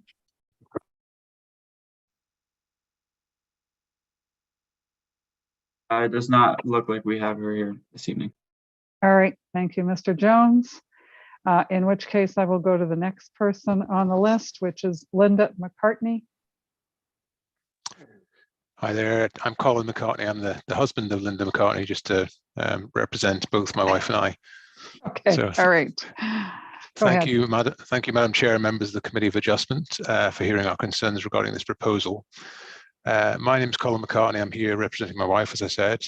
We live at 120 Acacia Avenue, which is the lot which is to south, I think, of the proposed separation of lots. And we speak on behalf of ourselves and a number of other concerned neighbours in the area. I'm, just as an aside, I'm a physician and a previous head of anaesthesia and pain medicine at the Ottawa Hospital, and also professor of anaesthesia at University of Ottawa. But in my spare time, I greatly enjoy reading the history of our area, and in particular how Rockcliffe Park came to achieve its current heritage significance. We've lived in Rockcliffe Park since 2016 and originally decided to move to this area because of its park-like character with its roads, large lots, gardens, and buildings set within a continuous green landscape, as Ms. Peterson's already told us. We fully support the Rockcliffe Park Conservation District Plan and greatly value that plan as our reason and a reason to live within Rockcliffe Park. And as you can tell, I'm not from Ottawa or from Canada originally, but greatly value this area. We believe, looking at the 136 and 138 Acacia lots, that the 138 Acacia lot was never intended as a residential lot. Indeed, originally formed part of the Ottawa Electric Railway. The division of this property into 2 lots would, in our opinion, and those of several neighbours, deprive this Grade 1 property of much of its impressive heritage features, including the landscaping, which we've discussed already. And to our understanding, the destruction of these attributes is not permitted under the Rockcliffe Park Heritage Plan, which is to be followed when considering an application under the Planning Act, such as the one before you. And we've talked about the severance of lots of Grade 1 houses. We greatly value the history of Rockcliffe Park, and having lived in many other communities in the United Kingdom and Canada, understand and greatly value its national and international beauty. We greatly appreciate the vision of the City of Ottawa and its stated undertaking to protect and enhance a community like Rockcliffe Park, which in our opinion is one of the most beautiful places to live in the world. We appeal to the Committee of Adjustment not to approve the severance of the long-established property at 136 Acacia. Dividing this property would undermine and potentially start a slippery slope where other owners may start to attempt to divide their property and destroy the unique beauty of Rockcliffe Park. In addition, the division of this property may encourage further applications and subsequent destruction of the beautiful landscape trees and have a significant impact on our neighbours. Thank you again for the opportunity to speak today. All right, thank you, Mr. McCartney. Any questions for our speaker? I actually do have a question for you then, Mr. McCartney. So what we've heard from the applicant here is that both the lots, the retained and the severed lots, would comply in every way with the zoning bylaw. And in fact, we've been shown lots within the area that are of either similar size as the new lots or even smaller. And so what that tells me is that, you know, you've got the heritage sort of the heritage conservation policies and plan and that kind of thing in place, but your zoning doesn't seem to support that necessarily. So I'm not sure if there's been any discussions with your city councillor or what has, so I'm a little bit surprised given like there's been a lot of passion, right, about the preservation of this and not create. So has anybody talked with your city councillor about trying to change those, change the standards so that this may be less likely in the future? Just trying to understand that. It's a great question, and I'm not probably the right person to answer that question. I'd leave that to Michelle or Susan to give us further details. And it probably wouldn't be right for me to try and answer that at this moment. I would say though that, you know, that the overall density of the area in which we live would be affected by putting an extra property on this lot if that is indeed the intended reason to split off the extra lot. All right, thank you. So Ms. Peterson, Ms. Heyman, can either one of you tell me whether or not there's been any efforts towards changing these zoning standards, the lot area and frontage standards in your area? If I may, Madam Chair, we did cite in our presentation the fact that if there's a conflict between something in the zoning bylaw or other bylaws and the heritage plan takes precedence. And that's why that clause about properties with grade 1 houses can't have to be preserved is so important. This happens quite often because our heritage plan doesn't say, you know, the height can only be X, which is what a zoning bylaw does. What it says is the height of a new house, let us say, has to be compatible with the grade 1 houses in the associated streetscape. So everything is relative, and therefore the zoning bylaws can never capture this relativity, which is part of our heritage plan. That's why the heritage plan trumps zoning bylaws. All right, so I agree with you. Sorry, Madam Chair. I just wanted to add. So Ms. Heyman, if I'd like to respond, Ms. Pearson, if I could, please. So, and then I actually want to explore something that you just said before we go on, if that's all right. So, so I totally agree with you, Ms. Peterson, that it may be, and I'm not a lawyer, so I need a lawyer's opinion, but it may be that the Heritage Act trumps municipal bylaws that are in fact authorized under the Municipal Act. But I'm not at all sure that the Heritage Act trumps the Planning Act and the bylaws that are permitted under that. And without having a lawyer in the room to tell me, a municipal lawyer, to be able to give me that information, based on my experience, the Planning Act and every bills that we have seen go through provincial government, Planning Act's always the foremost document that is amended, and then other acts that support it, like the Heritage Act, then are often part of that overall bill. So I'm just going to leave it at that, though, because you only need to go look at Bill 23 that was just recently adopted to see that evidence of that, and the in fact what the provincial government is doing with regards to heritage, the Heritage Act and heritage provisions going forward. So I'm not going to comment on that, but I mean, I'd welcome you to go and have a look at that, because it may be that that's going in the wrong direction for you. So, all right, so Ms. Heyman. May I say something? Yes, you may. Just to be clear, it is it's not that the Heritage Act trumps municipal bylaws. It's actually our heritage plan that trumps other municipal bylaws. And as we mentioned, the Planning Act itself says that that the heritage plans have to be followed and respected. So the Planning Act sort of says you've got to do this, and it then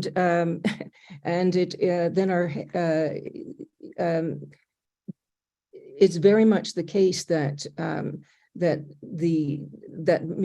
this trumping thing is there. I mean, it's the way it is in the Heritage Act. So it's not that one act trumps the other. It's the Planning Act says you've got to abide by the Heritage Plan, and the Heritage Plan includes this trumping provision. All right, thank you, Ms. Peterson. Okay, and it's complicated. Member White, I did see that you had your hand up. Did you want to have anything? I'd like to pursue this and then close it and then go to something else. So go ahead, Member White. Thank you, Madam Chair. Question to the city planner and the heritage planner may be able to help here as well. I'm wondering what kind of development or design controls would be in effect and would be applied to the construction of any building unit that might occur on the address 138. Are there any unique, can you tell me any unique design controls, et cetera, that are applied in reviewing development proposals on that property? Through you, Madam Chair, I'm going to defer this one also to Ashley for the response. All right, go ahead, Ms. Cordova. Certainly. In the Rockcliffe Park Heritage Conservation District Plan, there are guidelines for new construction. They speak to the location of a new house, the mass, the height, and as Ms. Peterson referred to, it's all compatible and has to be consistent with the grade 1 houses in the streetscape. So there's no measurements in the plan to say of how large or small the footprint must be or the height, but it's really in relation to the other properties. Landscaping is also very important. So any of the attributes that are identified as important on the property will also have to be considered when an application comes forward for new construction. All right, you raise a really good point. Member White, I'm going to let you finish because I've got a follow-up on question. Sorry, Member White, we're not hearing you. I think that's all. That answers my question. Thank you. All right, so Ms. Cordova, what I find really interesting about what you just said goes back to our condition number 9 with regards to the geotechnical study. So we don't know what the available footprint is right now on that property. Would in the evaluation that you're talking about in terms of design, and I take it there's an approval process to go through for that, would you take into consideration if for example, we had limited options with regards to where to put the house and how to install it, I guess, somewhere on the property, because it may be that they could come back with requirements for, minor variances, depending on what that study finds. From a heritage standpoint, would that ever be a non-starter? Would that ever be something that would say, no, our requirements has to be X in terms of keeping the landscaping and ensuring that there's a massing that's in keeping with the surrounding area? Would that ever be part of any non-approval? I'm not entirely sure I follow the question fully. It's hard to respond to a hypothetical. Usually we respond to an actual plan, a site plan and massing as a starting point. But certainly heritage staff would work with any applicant to draw their attention to certain factors on the property when it comes time to develop a plan. Okay. I guess, and very simply, what I was trying to make sure is that there was nothing that might come out of the geotechnical report that could in any way render the ability to get a proper heritage design and through an approval, is what I'm asking. And I guess what you're saying is that you would take that into consideration along with many other variables as part of that decision, correct? That's right. Yes. I don't want to put words in your mouth, but I want to make sure I do understand it. Okay. Yes, that's great. Okay, excellent. Any other questions before we go to the last speaker on the list, which is Ms. Dicaire, who's on the phone? Member White? Sorry, Madam Chair. I just noticed in the planning report, and there's been this discussion about the heritage designation trumping the zoning bylaw provisions, et cetera. But I noticed in the planning report that notwithstanding our approval, following any approval that might be issued by this committee, that there is another process where the heritage, Rockcliffe Park Heritage Plan comes into effect. And in other words, any development that subsequently happens, if this severance is approved, will be subject to that Heritage Act or Heritage Act Heritage Conservation District Plan review as a separate process. So I don't think the issue of, the way I'm reading this anyway, is that the issue of the Heritage Plan trumping zoning is really not relevant to our decision-making process. That happens later in the actual construction process for anything that might be built on that lot. Am I correct there? Just going to ask Ms. Sclerosa if you can just, I'm looking for exactly that statement, but Ms. Sclerosa, if you can just confirm that, please. Thank you. Through you, Madam Chair. So I believe Member White is referring to the Heritage Conservation District Plan and also the Ontario Heritage Act, where it says in the event of a conflict between a Heritage Conservation District Plan and a municipal bylaw that affects the designated district, the plan prevails to the extent of the conflict, but in all other respects, the bylaw remains in full force.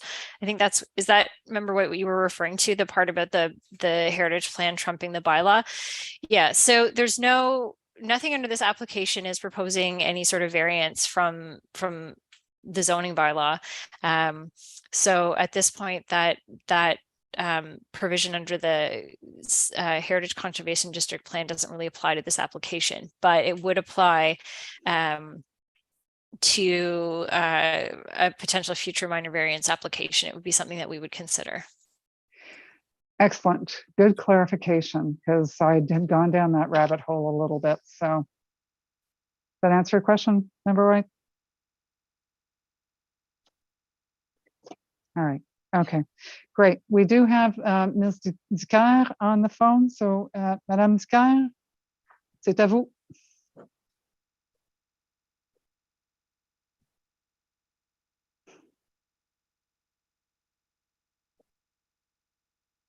Madame Dicaire? Okay, while we're waiting then to reestablish contact. Can you hear me? Yeah. Can you hear me? Yes, we can hear. Oh, Yes, we sorry can about hear that. you. That's okay. Okay, thank you, Madam Chair, for your patience. I would like to just mention my association with Rockcliffe Park. I have been the chair of the Heritage Committee for 5 years, and I'm also a practicing landscape architect a fellow of the Canadian Society of Landscape Architects, and I speak regularly at the University of Carleton Israeli School of Architecture and Urbanism on the subject of the conservation of cultural landscapes, which Rockcliffe Park Heritage Conservation District qualifies as under the Ontario Heritage Act. More important is that I've lived in Rockcliffe Park for 37 years.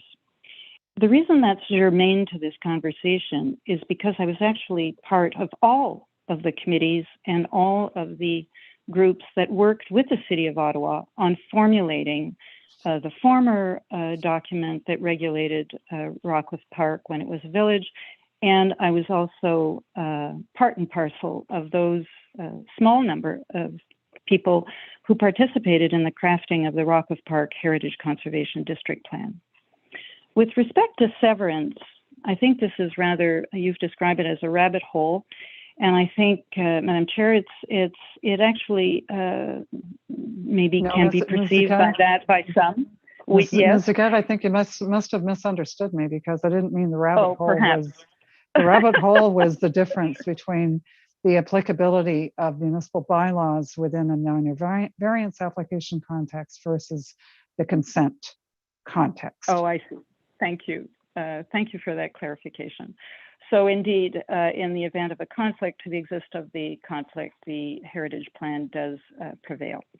So going back to then to the question of severance, the matter of severance is interesting, because either we're severing or we're not severing. It's sort of like we're kind of severing. Susan Peterson has made quite clear in her presentation that the lots were merged.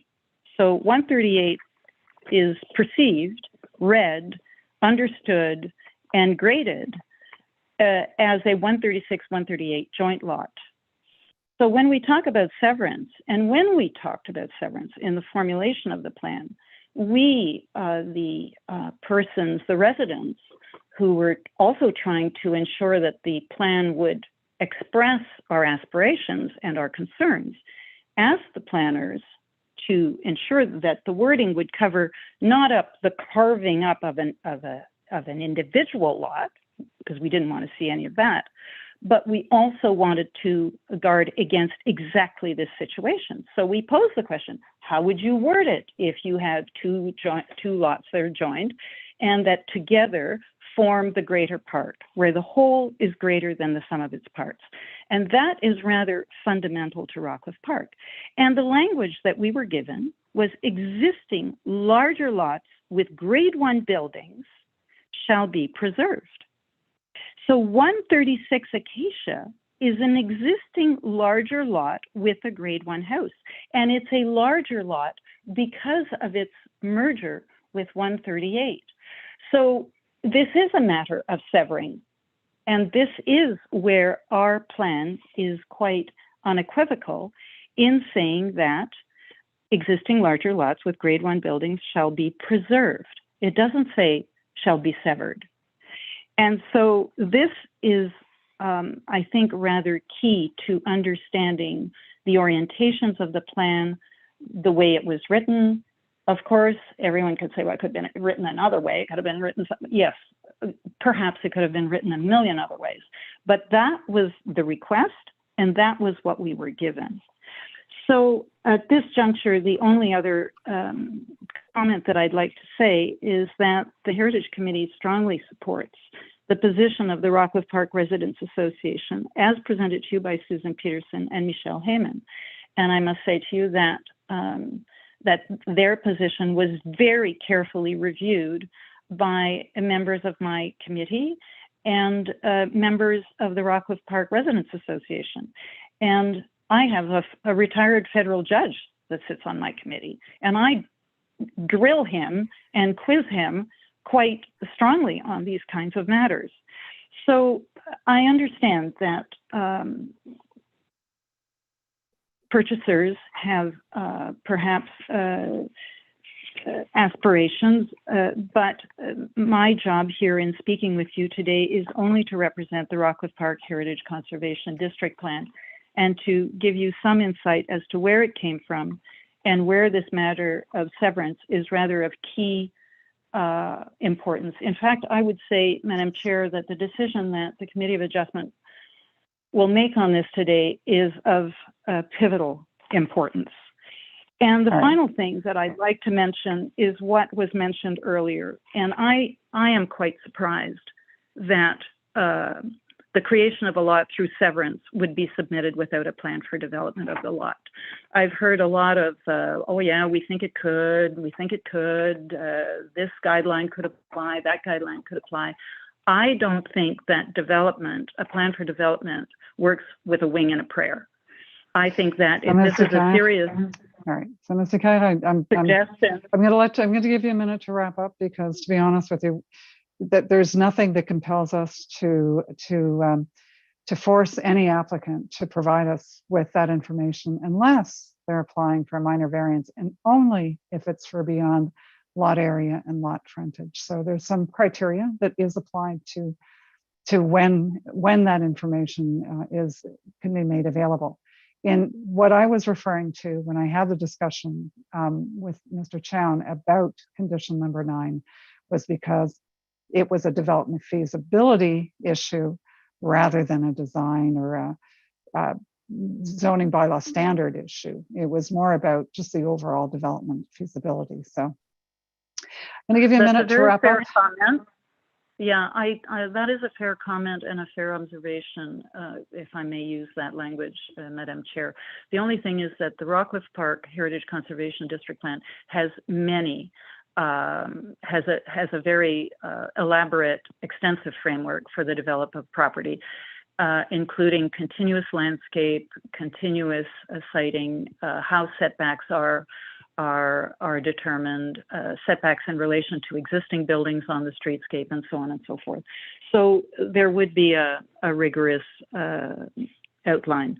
My closing remark is to ask you to reject this severance. Thank you. All right, thank you, Ms. Dukaya. Any questions for our speaker before I move on to opening it up to anyone else? Members of the panel, any questions for Ms. Dukaya? She has a lot of experience. Okay. All right. In that case, I am going to open it up. That's the end of, like I said, the folks on my speakers list. Is there anyone else who would like to come forward and either speak opposed or in favor or have questions for the committee? Now's your chance. Our coordinators, you just need to raise your hand and our coordinators can bring you in.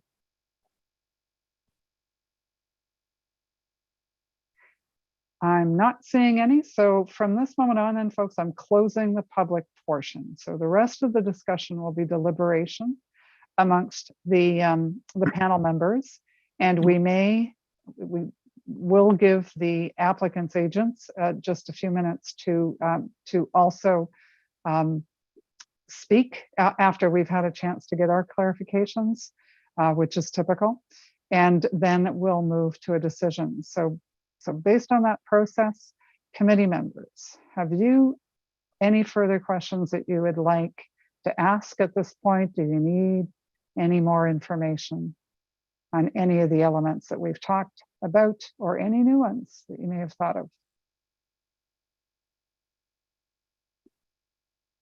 Okay.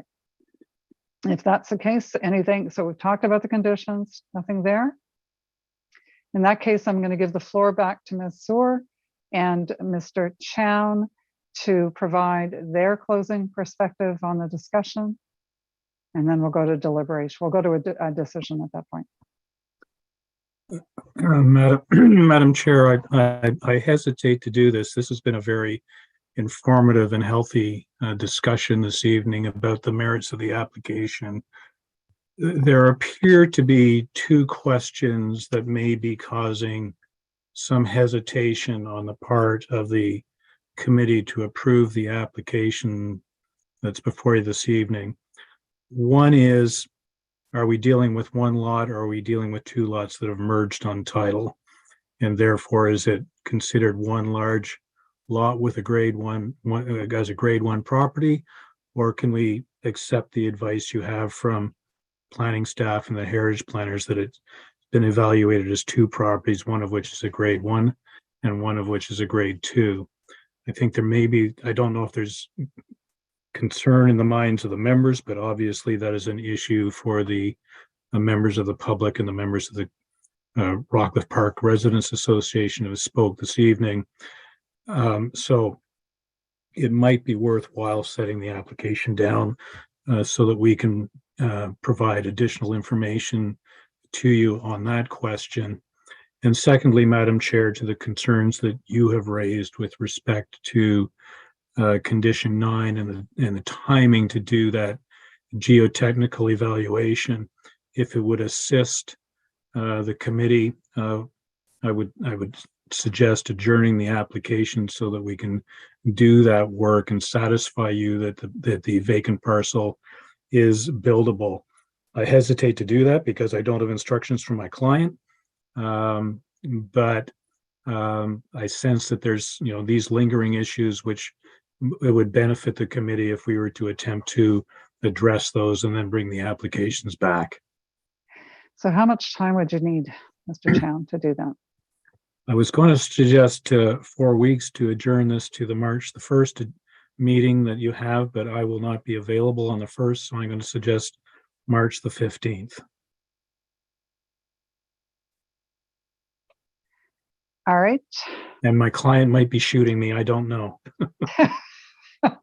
Oh my goodness. But we do appreciate, Mr. Chown, that offer, because I would agree with you that those are the two sticking points that we would have, that we, isn't necessarily as clear to us at this point, and certainly having that added information is better decision-making on our part.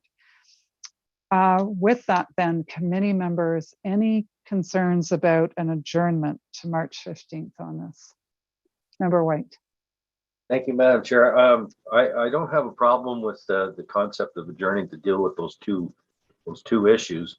I would suggest that we want to limit our discussion at that subsequent meeting to those two issues, and not, excellent. Yeah, excellent suggestion.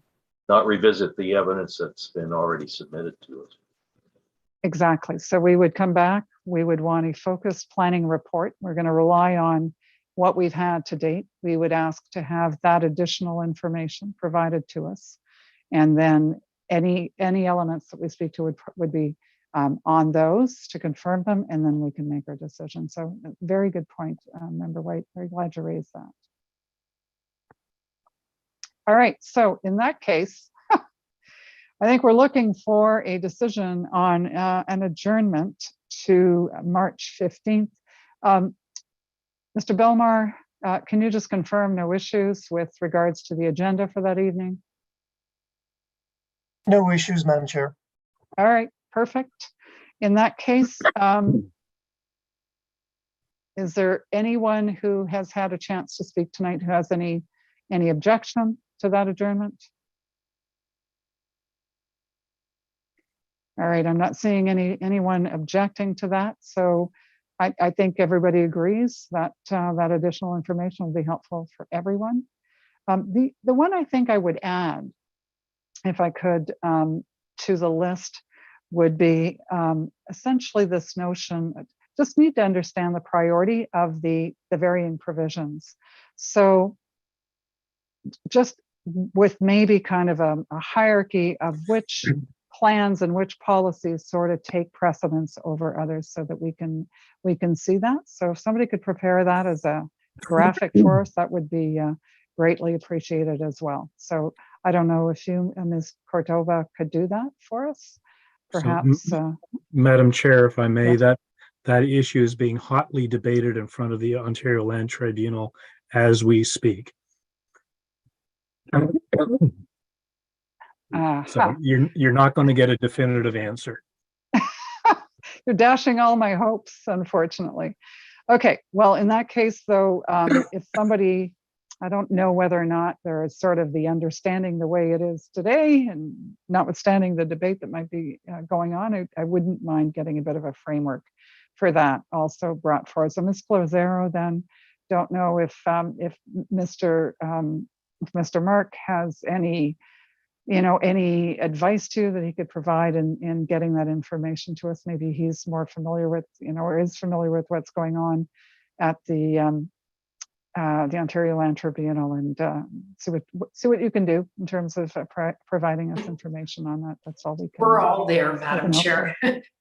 Oh, you're all Mr. there. Okay. Mr. Chown and Miss Peterson and I have spent the whole day together at the OLT. So, aha. Yes. Long day for a lot of us then. from Yes, what I'm very hearing. long day.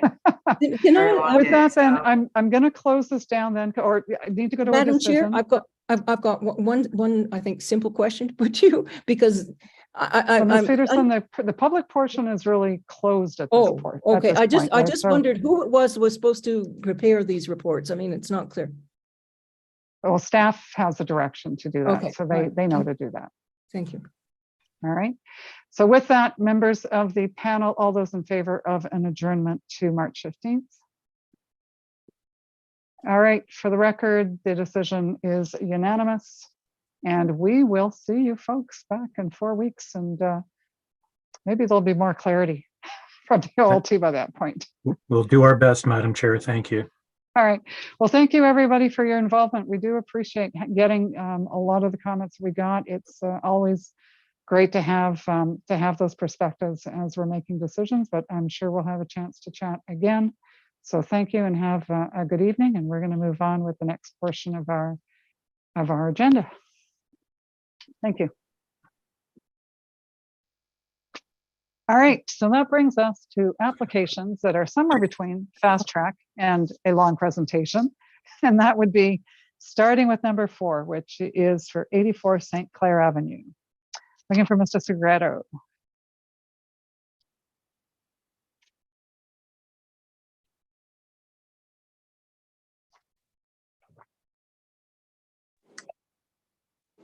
Good evening. Good evening, Mr. Segreto. Do you solemnly swear or affirm that the notice provided to you as part of the application process and by the committee was posted at the property to which the application applies, that it was there for the prescribed number of days prior to the hearing, and that it was clearly visible and legible for the entirety of that time? Do you either swear or affirm that to be true? Swear to be true. Perfect. Not asking for a presentation on this. This is in the City View area. We know the issues in City View, but I'm going to open it up to panel members for any questions that they may have with regards to this minor variance application. Member White. Thank you, Madam Chair. I noticed that we now have conditions with respect to the issues of stormwater management in this community, which has been the subject of a fairly recent major study by the municipality, which has identified very significant problems with respect to the stormwater management, specifically ditching issues, the inadequacy of the system. One of the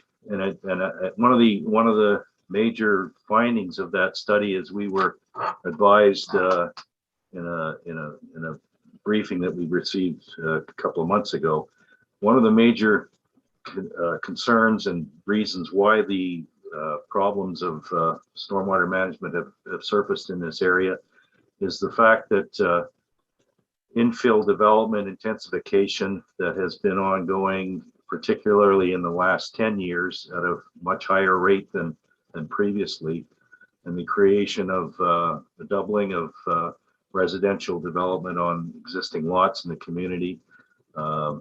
Clearly that these new homes have been exacerbating existing situation with respect to the inadequate stormwater system in the area. I noticed that a condition has now been introduced on this application, and probably would have been useful to have introduced on previous applications over the last 10 years to alleviate some of the issues that continue to be added on to the problem. I'm wondering if I understand that we have in attendance a representative of the engineering branch that I assume is responsible for introduction of this condition. I wonder if we could get some comments and clarification as to what this condition might mean for this type of development. I'm thinking, how do you apply stormwater management on a single lot of this nature? All right. So how about we call, so our understanding, Ms. Lazaro, is that we've got Senior Engineer Gabriel Schaefer. Good evening, Ms. Schaefer. You're familiar with the issues with City View? Yes, I am. All right. So I'm going to let you answer Member White's questions then, please. Great. Sorry, I didn't hear the question. Oh, so all right. So Member White, you're going to have to be shorter about your question than you were. So if you wouldn't mind just summarizing. Oh, you're on mute. Oh, so yes, Member White, you're on mute. In light of the stormwater management problems that have we've been briefed on, following up on this study that Mr. Toussaint gave us a presentation on a couple of months ago.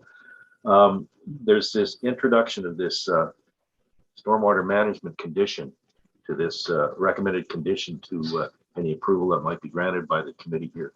I'm wondering what you can tell us in terms of what this might mean for the typical infill lot development that we have been approving. This committee's been approving over the last number of years. What type of facility would be installed might have to be installed on a single detached residential lot that's created now by Severance in the neighborhood? Yeah, so there's lots of different lot level conveyance systems, as well as methods to infiltrate, or maybe a landscape catch basin with infiltration through the subdrain. There could be as sophisticated as storm tech chambers, which are basically arch chambers that are covered in gravel, but left in, there's a void in the middle in an arch form that allows storage underground that would then connect to the system. It's a bit trickier here because it would require some kind of pumping. So we're not totally sure how what the proponents would come up with at this lot level, because we haven't seen these types of applications come through with stormwater management in place. This would be new for us in terms of a very lot level with kind of low ditches available. So we may have to look at some kind of pumping or just some kind of measures on site for infiltration. Some of these houses might have flat roofs, and that would be the best way to contain drainage is with a rooftop control. But there are so many different options available. Maybe just a swale that has some storage in it. So there's so many different options available. We would really just be looking to the applicant to retain an engineer to propose some kind of system that is cost effective for them, but also helps out with the stormwater issues that are being generated from the increase in hardscape. Sounds like, oh, so go ahead. I'm just going to be one quick, sounds like on-site detention. That's what we're talking about. That's what we're talking about, is on-site detention. So it is stringent, but it is in the absence of having a drainage bylaw in place. And because we know these areas are having issues currently, that's why the motion was brought forward to council to approve this type of work in these types of applications. Can I ask when that bylaw was passed? So there's no bylaw, but the motion was passed at council in October 27th, 2021. But we were in reading the motion, it's quite tricky because it has to be areas of significant concern, has to have studies in place and areas identified by the Public Works Department that require drainage additional drainage controls. So we've identified that City View is one of those. You know that Eric Tuznion has taken on a study and is looking at remediation measures and future work to rectify the changes that were made within the right of way and the deterioration of the swales. So we know that work is coming, but the intensification that's happening in this area is happening at a much faster rate than we can keep up with. And so this motion is kind of a perfect match between the two situations. So, Madam Chair, if I may, Yes. you're saying that the intensification is occurring here at a much faster rate than keep up with. Does that not suggest that perhaps, and the rate of intensification is within the control of us, the Committee of Adjustment, to in dealing with these applications? And quite frankly, I understand the rate of intensification that's happening here. We're dealing, I think we have 4 applications on tonight, a couple of which have been deferred, but this is not unusual for every meeting that we have to have 2 or 3 of these applications in this specific neighborhood, which, according to the study that was done, are contributing significantly to the problem of stormwater management within the community. Is there no merit in perhaps considering some kind of moratorium on the rate of development that this committee is dealing with in order to, at some point, try and address the bigger problem here? Well, what the city is moving towards a drainage bylaw. And so in the absence of that, or while that is being developed, the stringent requirements that we're looking to impose through the drainage bylaw are being imposed on these specific areas. So that way we don't have to put a moratorium on development, that we can still proceed with development just with some stricter requirements around stormwater management.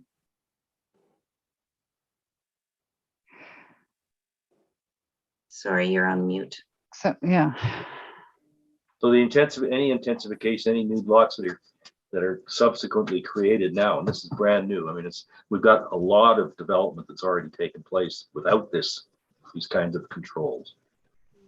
Any subsequent development now is not going to contribute to that problem that was identified in the stormwater management study.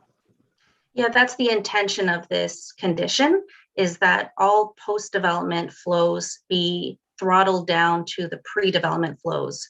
So the idea would be you're only allowed to release drainage that you used to release to the front yard. And anything beyond that, you would have to control down to that same rate. So whatever one house on 2 lots, especially in this area, we don't have to do consents, but essentially whatever that flow rate was, once you sever the lot, the intent is you have to maintain no further runoff than what was previously there, even with the less impervious area that you would be dealing with. Is that correct? That's right. Okay. All right. I have a bit of a contradictory view from Member White on this. So I guess maybe I'm more optimistic.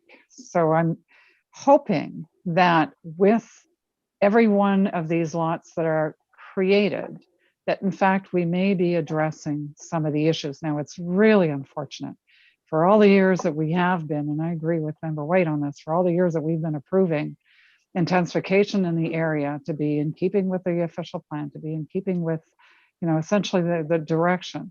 We were not able to impose some of these requirements on all of those approvals. So great that we're now at that point, but I'm afraid there's been a lot of water under the bridge. That I'm not sure if that expression really applies here, but the idea being that we've missed a lot of opportunities. So had we, I guess, started really early with this, then we would have caught a lot of these properties that were a problem, and we would actually be in a position of improving things overall.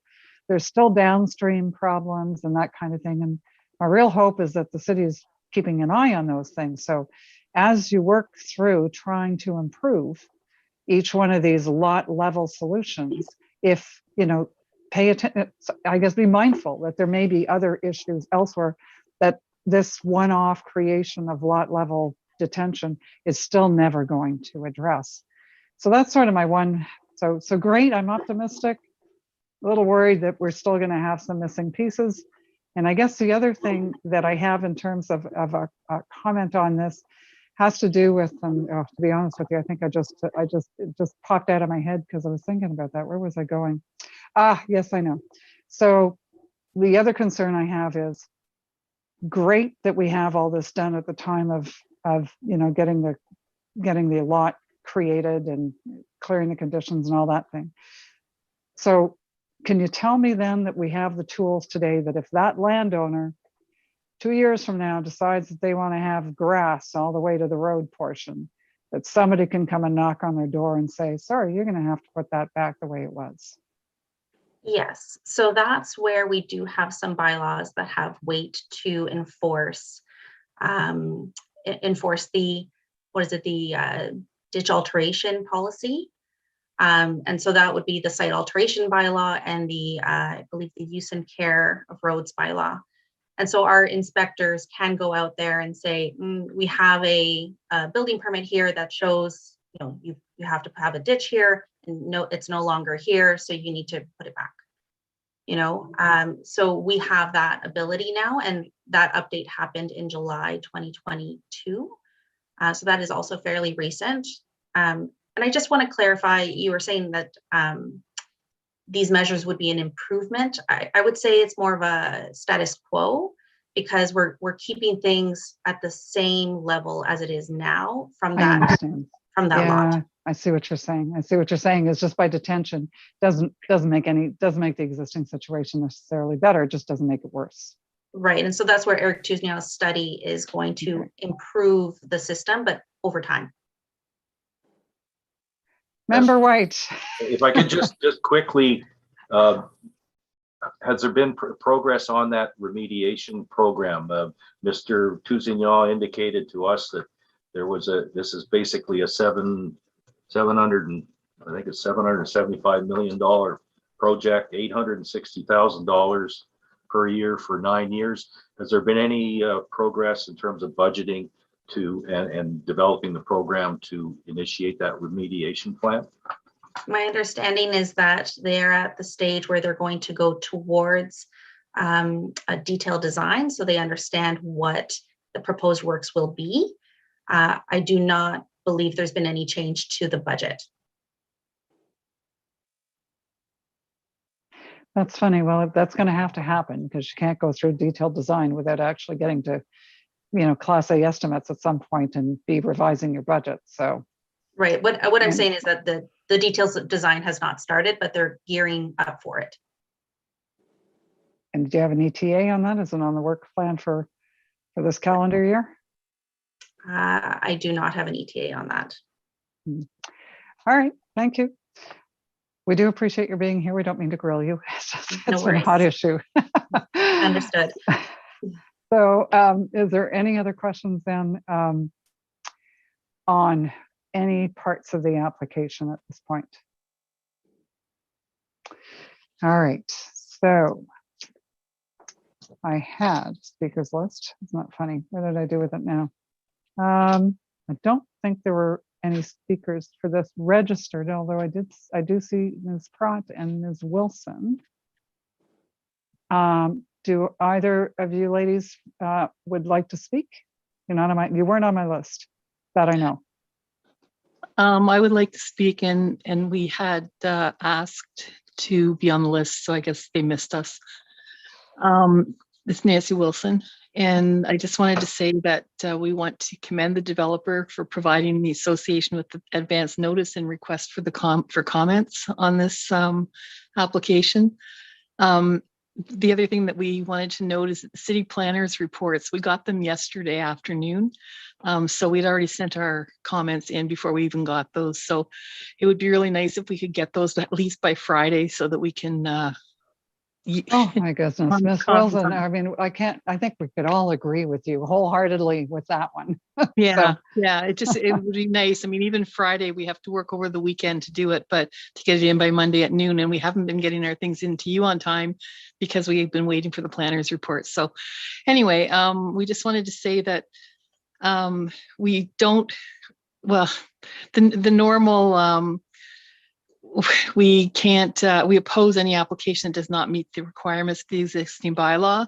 And 8684 St. Clair does not meet these requirements. The requested variance is to facilitate the development of these new detached dwellings on undersized lots, does not meet the general intent and purpose of the zoning bylaw.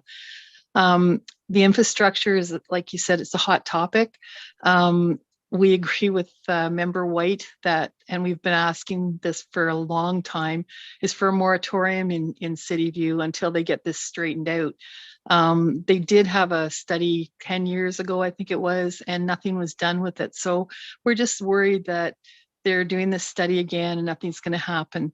All this infill that's gone in, if you drive around City View, you can see where the infill is, that there's no ditches, straight out to the road with grass, and nobody seems to care. But it's the infill that's creating a lot of the problems. I mean, there's the odd ditches that are filled in by other people, and there is, over time, the culverts are collapsing and things like that people don't fix, but most people fix their culverts. Ask Jill Pratt, she just fixed her culvert, and it cost her a lot of money. So like, people are fixing these things. So it's not just those problems, it's the infill that we've got in here. And that's why we would like to call for a moratorium also. The trees, it's good to see that more trees are actively being saved in City View, including the cedar hedges on either side of this property that will help with privacy and improve the streetscape. We have to commend Mr. Segreto on the fact that we don't have these problems with trees being cut down way before anymore, and the trees are being saved. That's a big thing for us. The last point is minor. Many of these proposed infills, and it's not just this one, but many of these proposed infills push the envelope with respect to setbacks, heights, and lot coverages. It was interesting to note, and I know it didn't get heard tonight, that 2830 Oak Ridge, in an adjacent neighborhood with the same R1FF zone, according to their compliance table, those infills have proposed heights of 7.54 and 5.82 meters, where 8.5 is allowed. This is an example of what the City View Community Association considers responsible, affordable infill that would better fit the character of our neighborhood.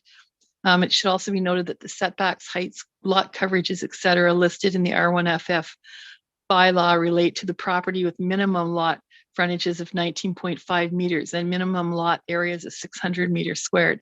When the lot sizes are reduced, the balance of the housing sizes should be adjusted accordingly.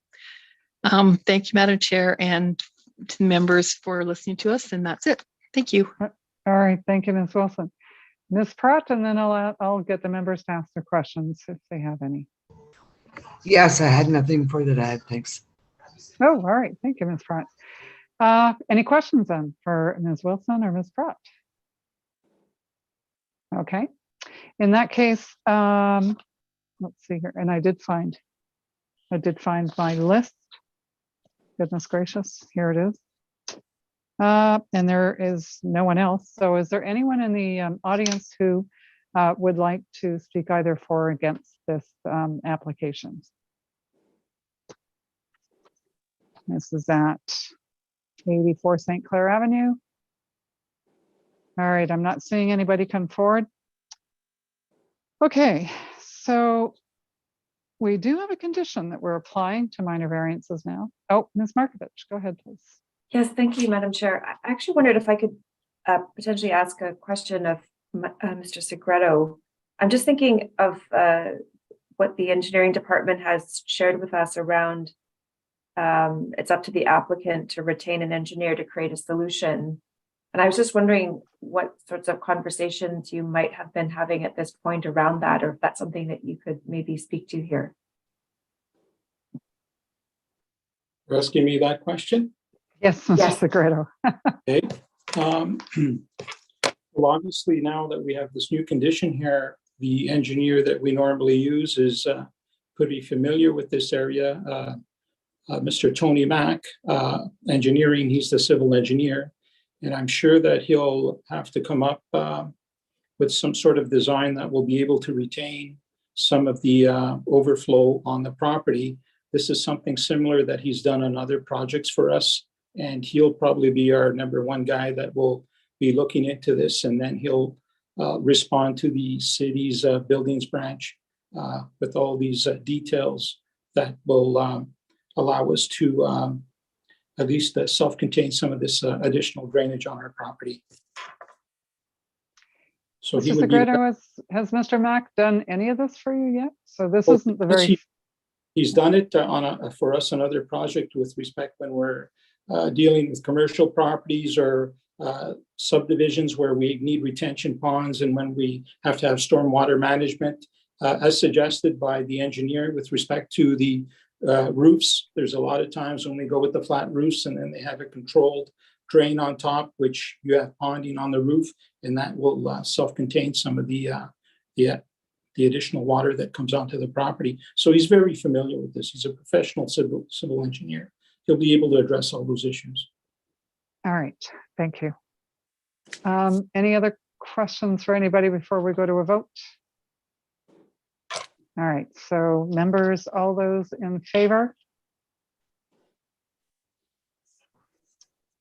All right, so, and I am going to vote in favor as well. So Member White, you're dissenting? Yes, Madam Chair. I've been consistent with these applications as they relate particularly to the zoning bylaw provisions for lot width and lot area. In my view, the zoning bylaw is not consistent. The zoning bylaw is currently written and has been in effect for many, many years, is not consistent with some of the initiatives that have been expressed in the official plan with respect to intensification.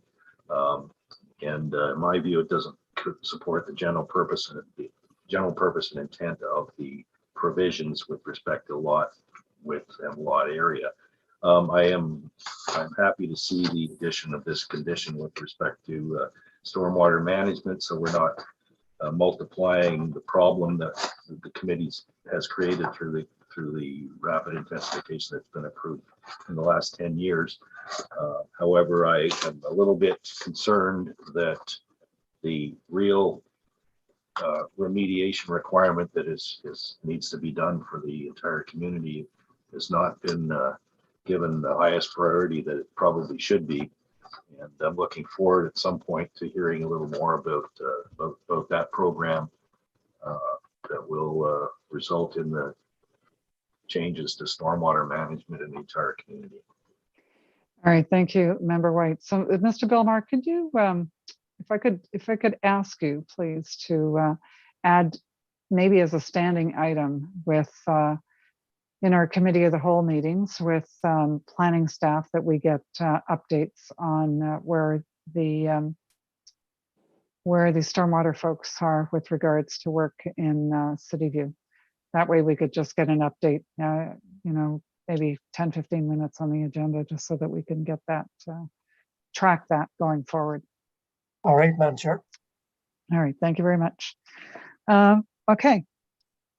Thank you, Mr. Segreto. And thank you, Mr. Segreto, for, it sounds like you're doing great work working with the Community Association, and we really appreciate the efforts. Thank you. So, thank you. All right, we're on to number 9, which is for 34 Canbury Crescent, looking for Mr. Stone.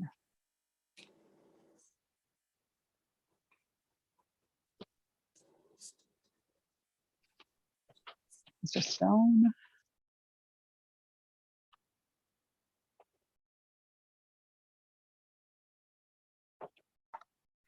Good evening. Good evening, Madam Chair.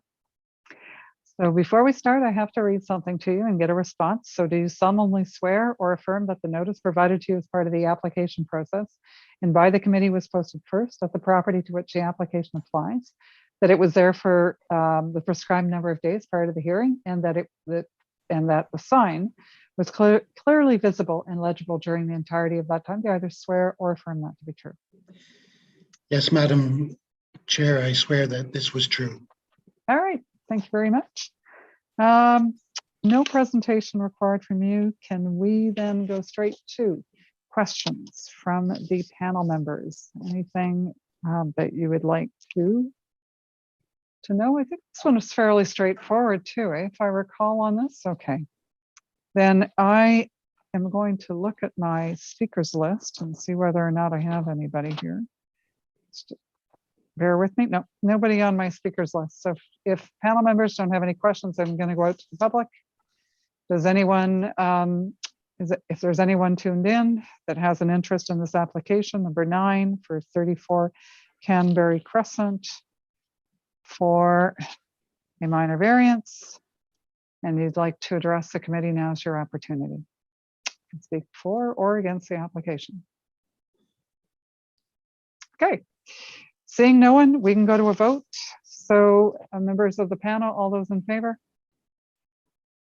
All right, for the record, the application is unanimously granted. So thank you very much, Mr. Stone. Thank you very much. Good evening. All right, have a good evening. We're on to number 10, which is for 2020 Bantry, and I think Mr. Bond, this is where you get to come back to chat with us again.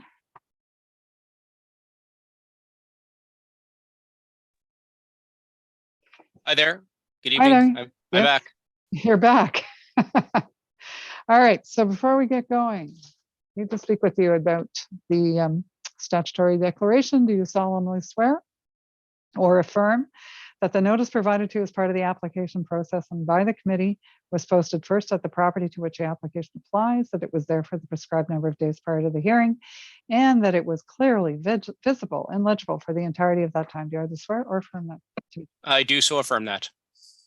Excellent. No presentation required from you, so I'm going to open it up directly to the panel members for questions for clarification.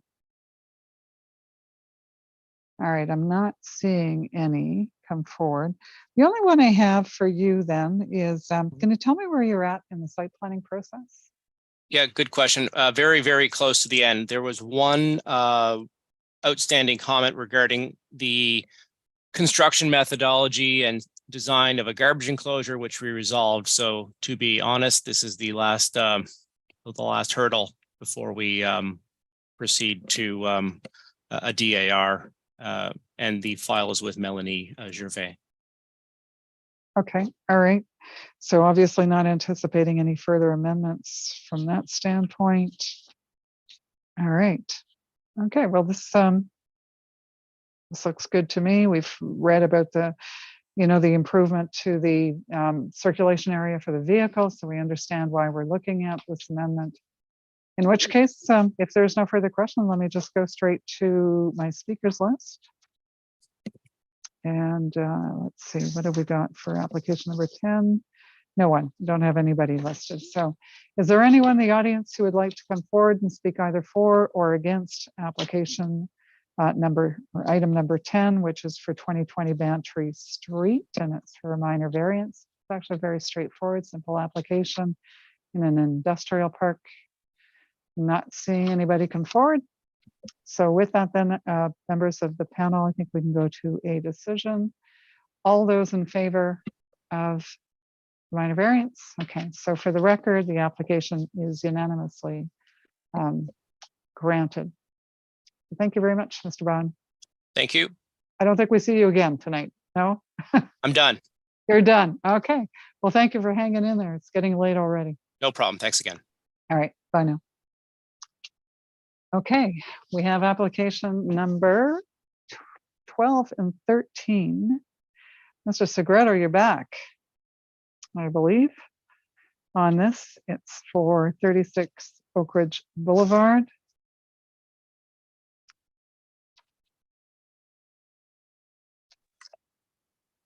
Yep. All right, so let me read to you. Do you solemnly swear or affirm that the notice provided to you as part of the application process and by the committee was posted first at the property to which the application applies, that it was there for the prescribed number of days before the hearing, and that the sign was clearly visible and legible for the entirety of that time. Do you either swear or affirm that to be true? Swear it to be true. Okay. With that, I thought we had a file with a housekeeping amendment, and I may have, nope, it's coming up last. That's why I've been having my eye on this all night. Like, where is that one? I know there's only one tonight, but where is it? Okay. Members of the committee, any questions for Mr. Segreto on this application?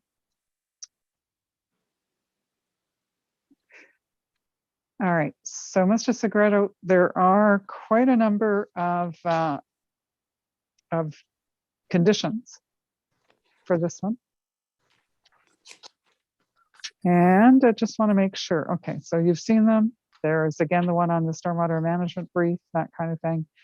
Okay, no issues with the conditions, Mr. Segreto? All right. Member White?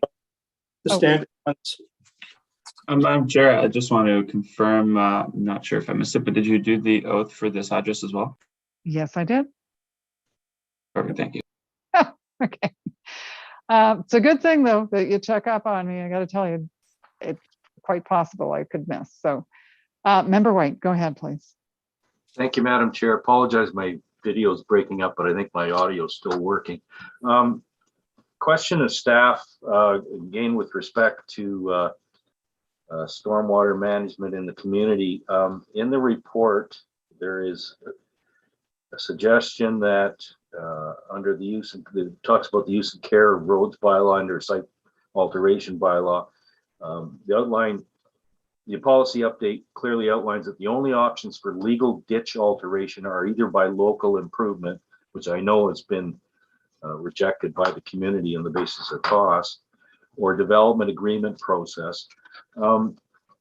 This is a consent application, which under the provisions of Planning Act, we can have regard, or we must have regard to the requirements of Section 51, one of which is the analysis of the adequacy of utilities and municipal services.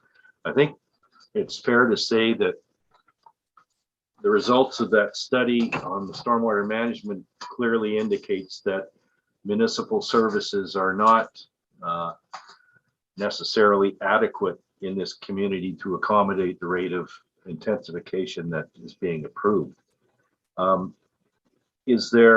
My question is there no opportunity here, being that it's an event where we can apply the conditions, same conditions as under subdivision approval?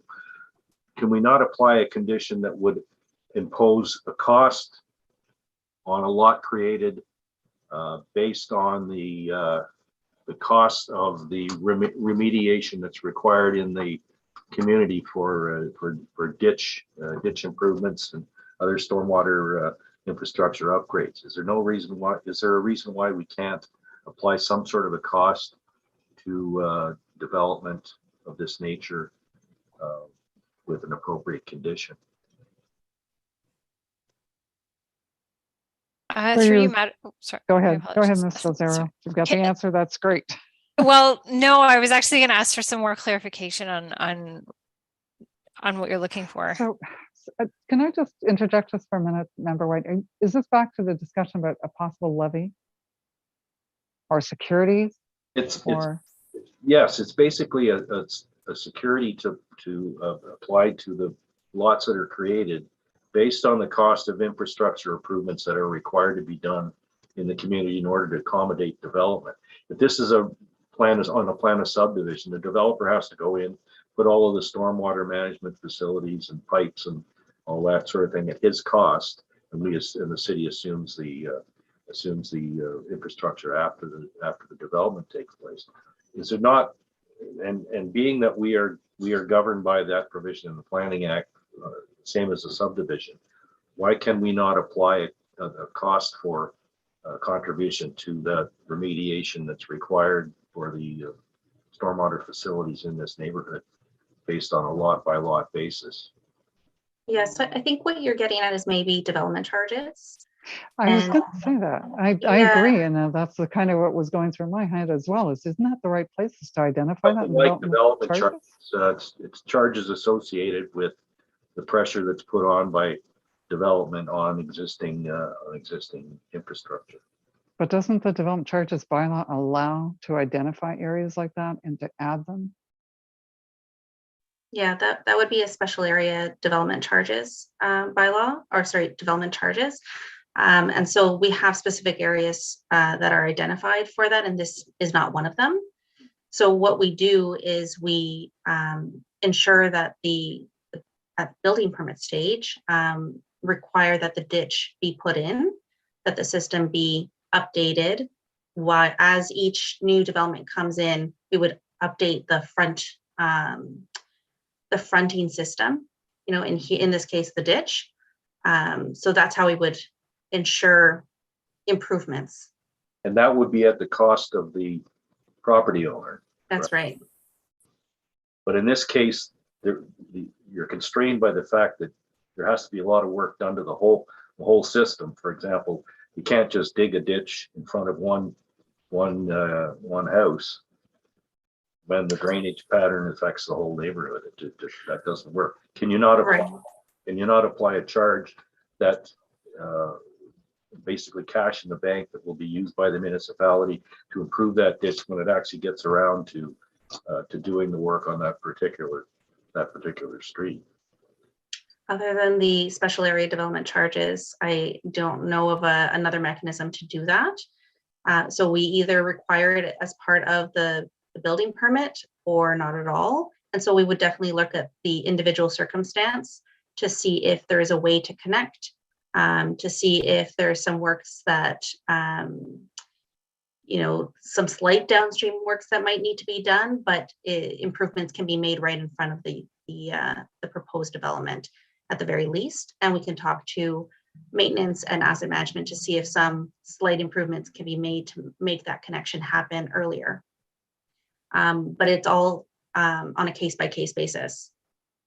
My thinking is you can't do much here because the ditches have to be renovated all at one time. You can't just go and do an individual property ditch improvement when you've got a problem like we have in the city.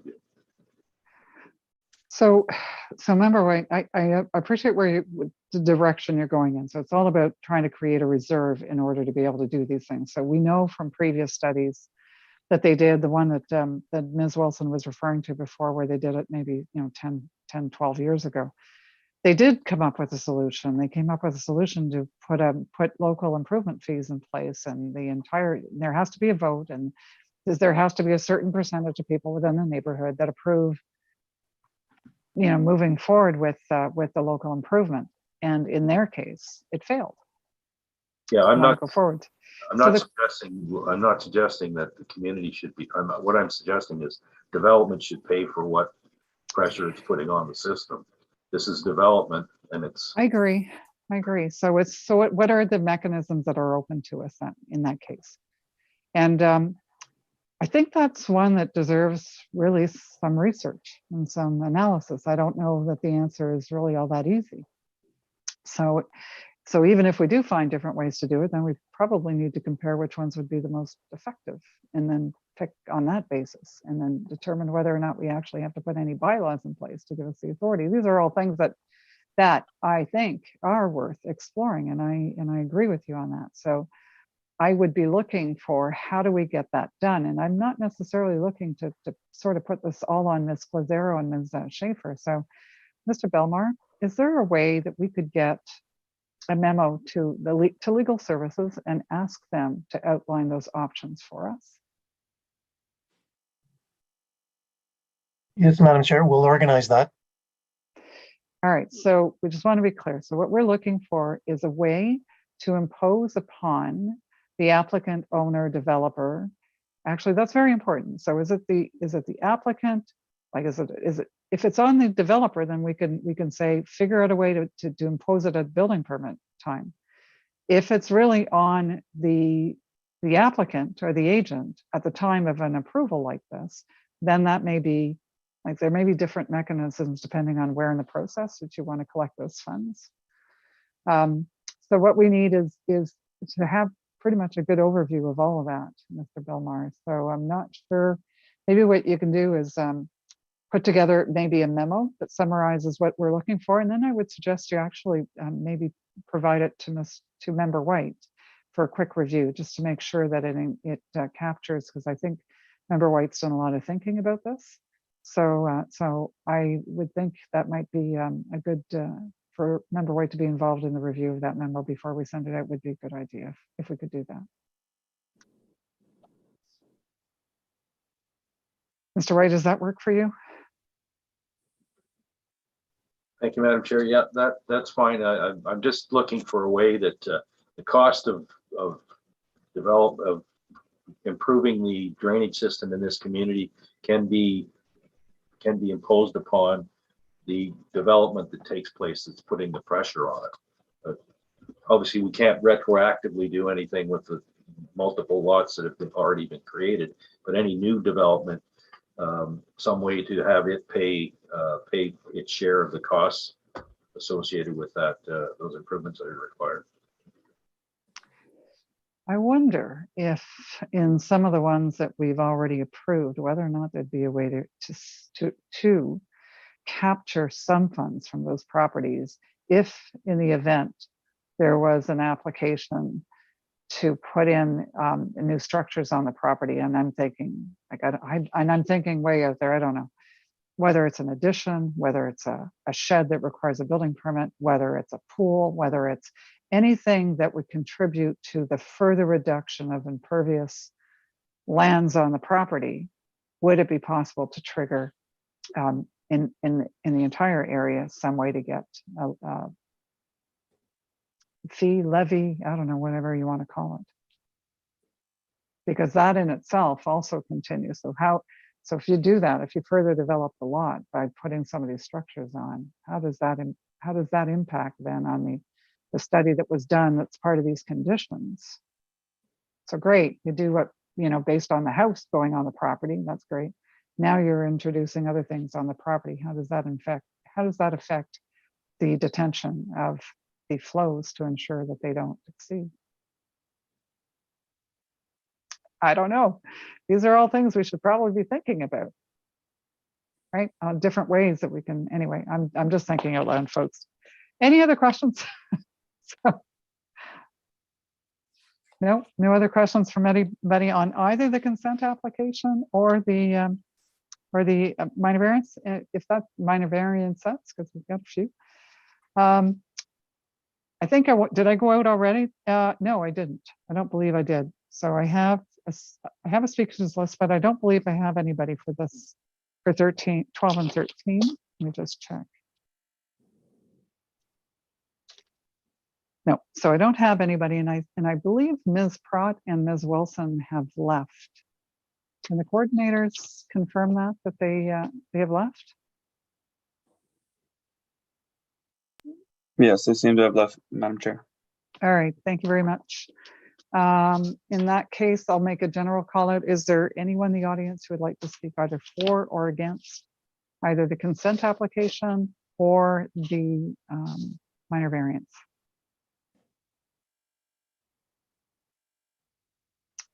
All right, I'm not seeing anybody come forward, so we're going to do this in a two-step fashion. On the consent application, all those in favor? All right, so for the record, 3 members are in support and Member White dissents. Member White, can we simply use the same dissent wording that we used for the previous application in your case, or did you want to change it? Oh, sorry, Member White, you're on mute. Yes, Madam Chair, and in this case, we're dealing with a consent application as well as a minor variance.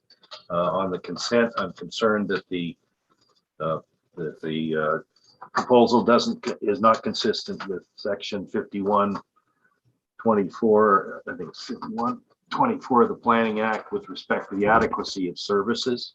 And then in addition to that, the concern over the minor variance with respect to lot width, which in my view is not consistent with the general purpose and intent of the bylaw provisions with respect to lot width.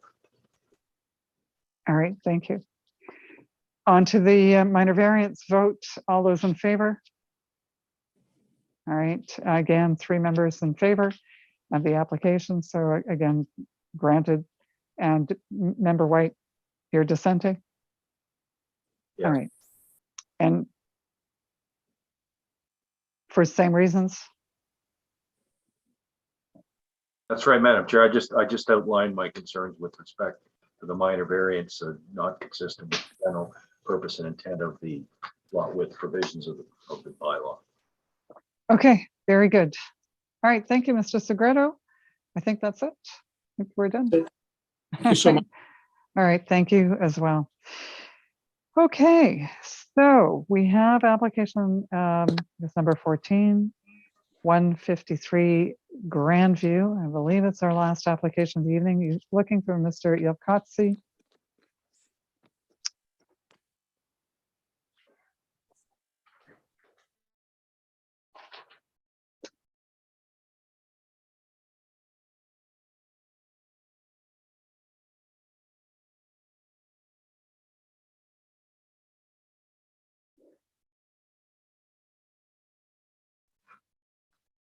Good evening. Madam Chair. All right, before we get going, need to read to you. Do you solemnly swear or affirm that the notice provided to you as part of the application process and by the committee was posted first at the property to which the application applies, that it was there for the prescribed number of days before the hearing, and that it was clearly visible and legible the entirety of that time? Do you either swear or affirm that to be true? I affirm that to be true. Perfect. So we have a housekeeping item on yours.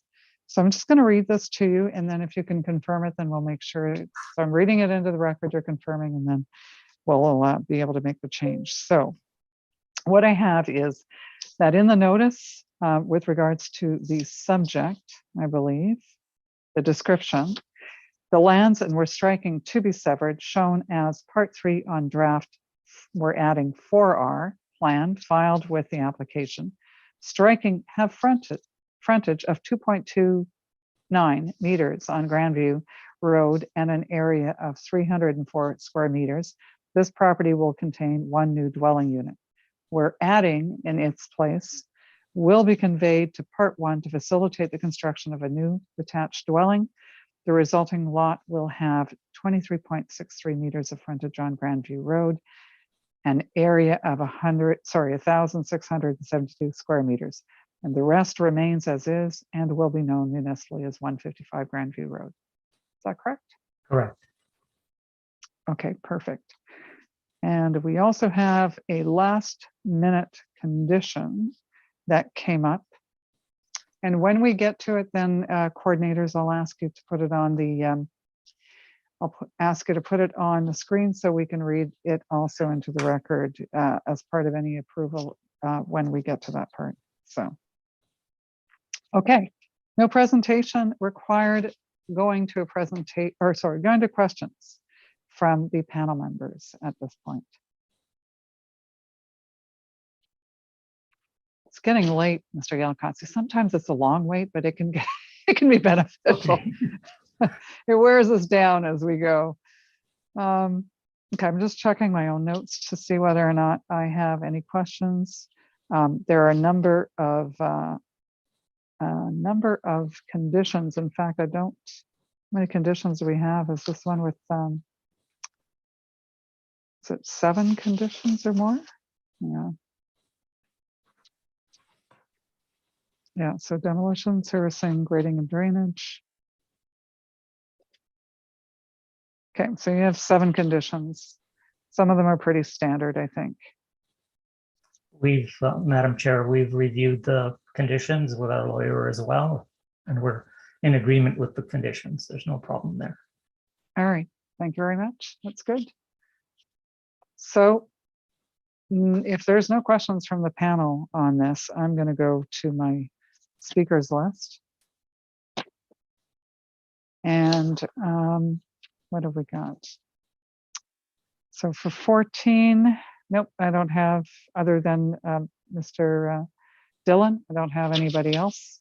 So is there anyone out in the audience who would like to speak either for or against this application? Now's your chance. Doesn't look like we have a lot of people left.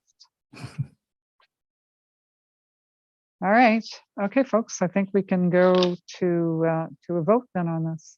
All Madam those in Chair, favor? that Oh. other condition that came up. Oh, yes, thank you very much for that reminder. All right, so what we have is this that's been proposed. The ownership of trees on site must be determined. If the identified trees are determined to be a boundary or adjacent trees, the owners shall provide a signed letter of permission from the owner for the proposed removal or operations impacting the trees. The applicant acknowledges that a tree removal permit cannot be issued without the permission of all owners of a tree, and that the development plan must be revised to allow for the retention and protection of the adjacent or boundary trees if this letter cannot be produced. So that would be condition number 8. So for the record, let's show that as being added. Madam Chair, I did have a back and forth with the Murray on this, and I did express to him that section 63 of the bylaw, of the tree bylaw, actually deals with this issue specifically, and also that this condition is somewhat premature in the sense that we've identified a maximum footprint, but it's very unlikely that these trees will be affected by the proposed development when and such a building design is completed. And so the feeling is that it's just an additional condition that has to be dealt with at the stage prior to this lot line adjustment. And that for a lot line adjustment that isn't even anywhere close to where these trees are, this condition is premature. All right, well, thank you, Mr. Yakotsi. Mr. Murray? Ms. Murray? So can you, Ms. Murray, sorry, I believe this is the first time I've met you, so can you please just tell me, are you with Forestry Services? Are you replacing Ms. Who do we have? So sorry. Miss Young, yeah. Ms. Young, thank you. So we're working together. We're divvying ourselves up between the panels, so you'll see me from time and time. But I'm with the Planning Forestry team. All right, so could you respond to that then? Why is it that we're proposing this new condition then? For sure.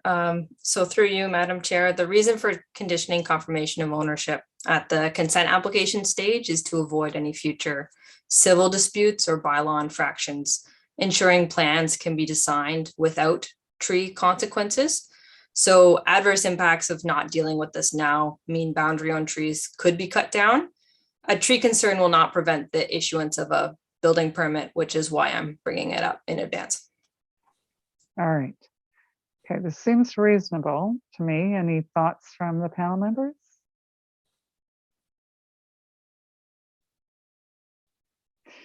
So Mr. Yelkotze, I guess it would be another thing for you to do, but it may actually be beneficial.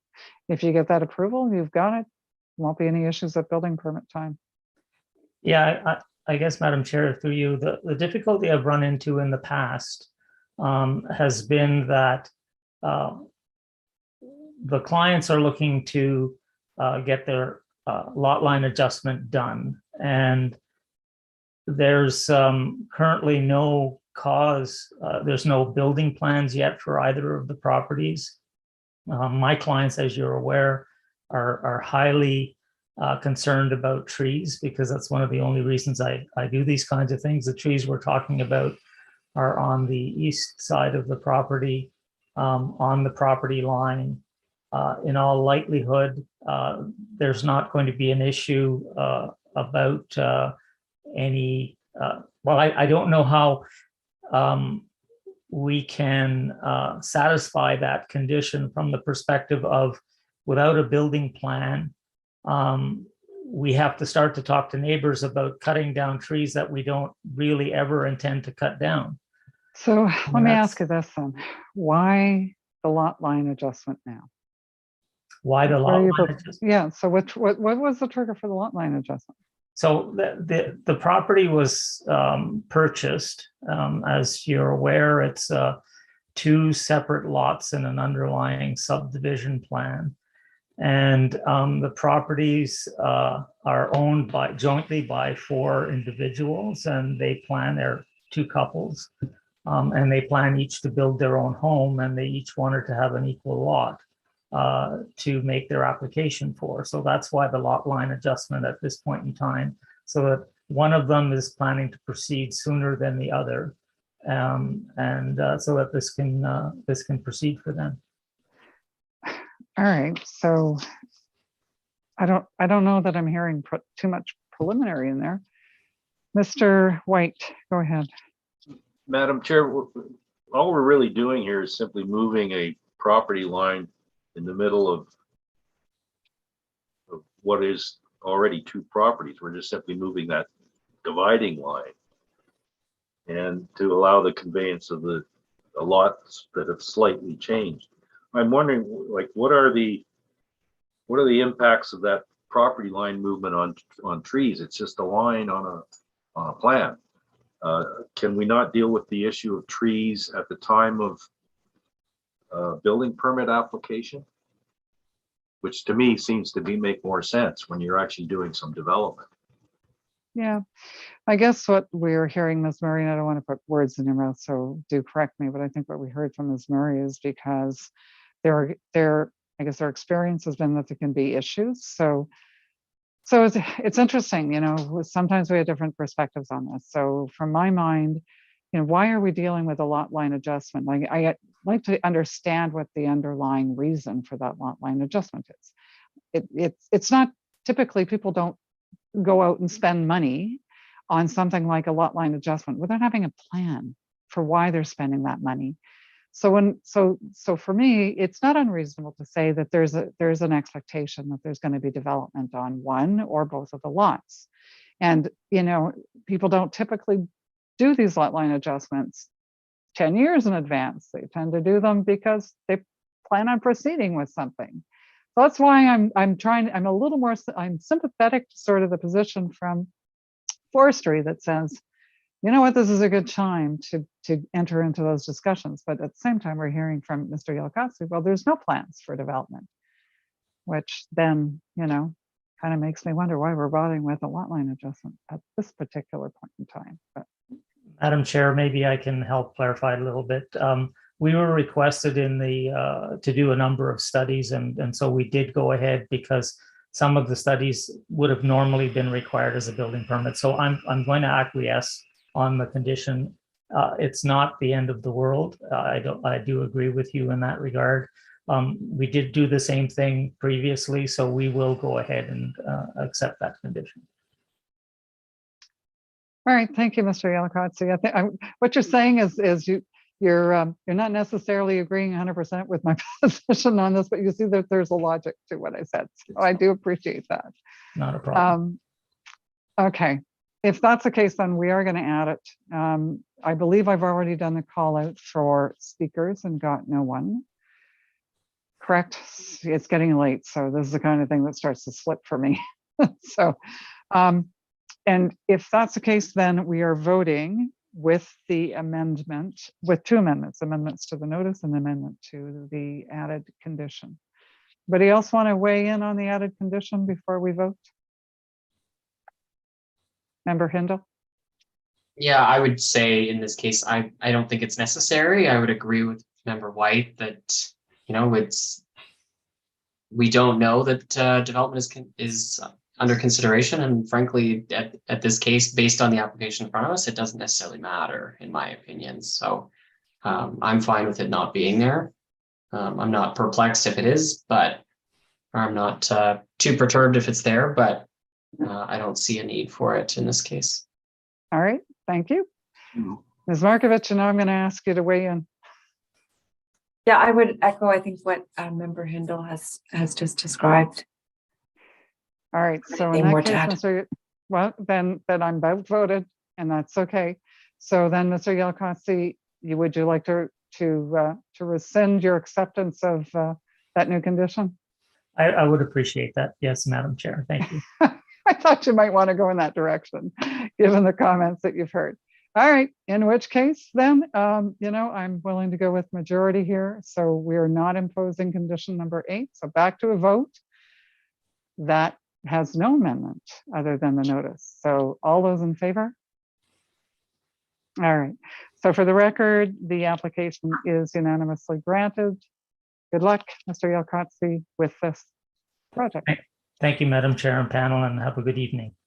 Yep, thank you very much. Good night. So with that, we need a motion to adjourn. Do I have a mover? All right, Mr. Hindle, seconded by Ms. Margovich. So as always, I'd like to thank everybody for their support. Ms. Murray, thank you for being here this evening. Ms. Scalzero, Ms. Kelly. I see we have a new name that we've seen on our applications, Grift. So can we meet you? Hello. Are you officially on our panel now? I am, yeah. I'll be kind of helping out with Siobhan and Cass on panel 2. So looking forward to it. So is this an addition or are we losing somebody? It's an addition. It's an addition. Okay, good, because we're so used to just losing somebody. So welcome aboard. We're so glad to see you on. It was a long night, so thank you for hanging in there. I got to tell you, I'm like at the point where like it's time for bed with you guys. But thanks so much, and we'll see you in a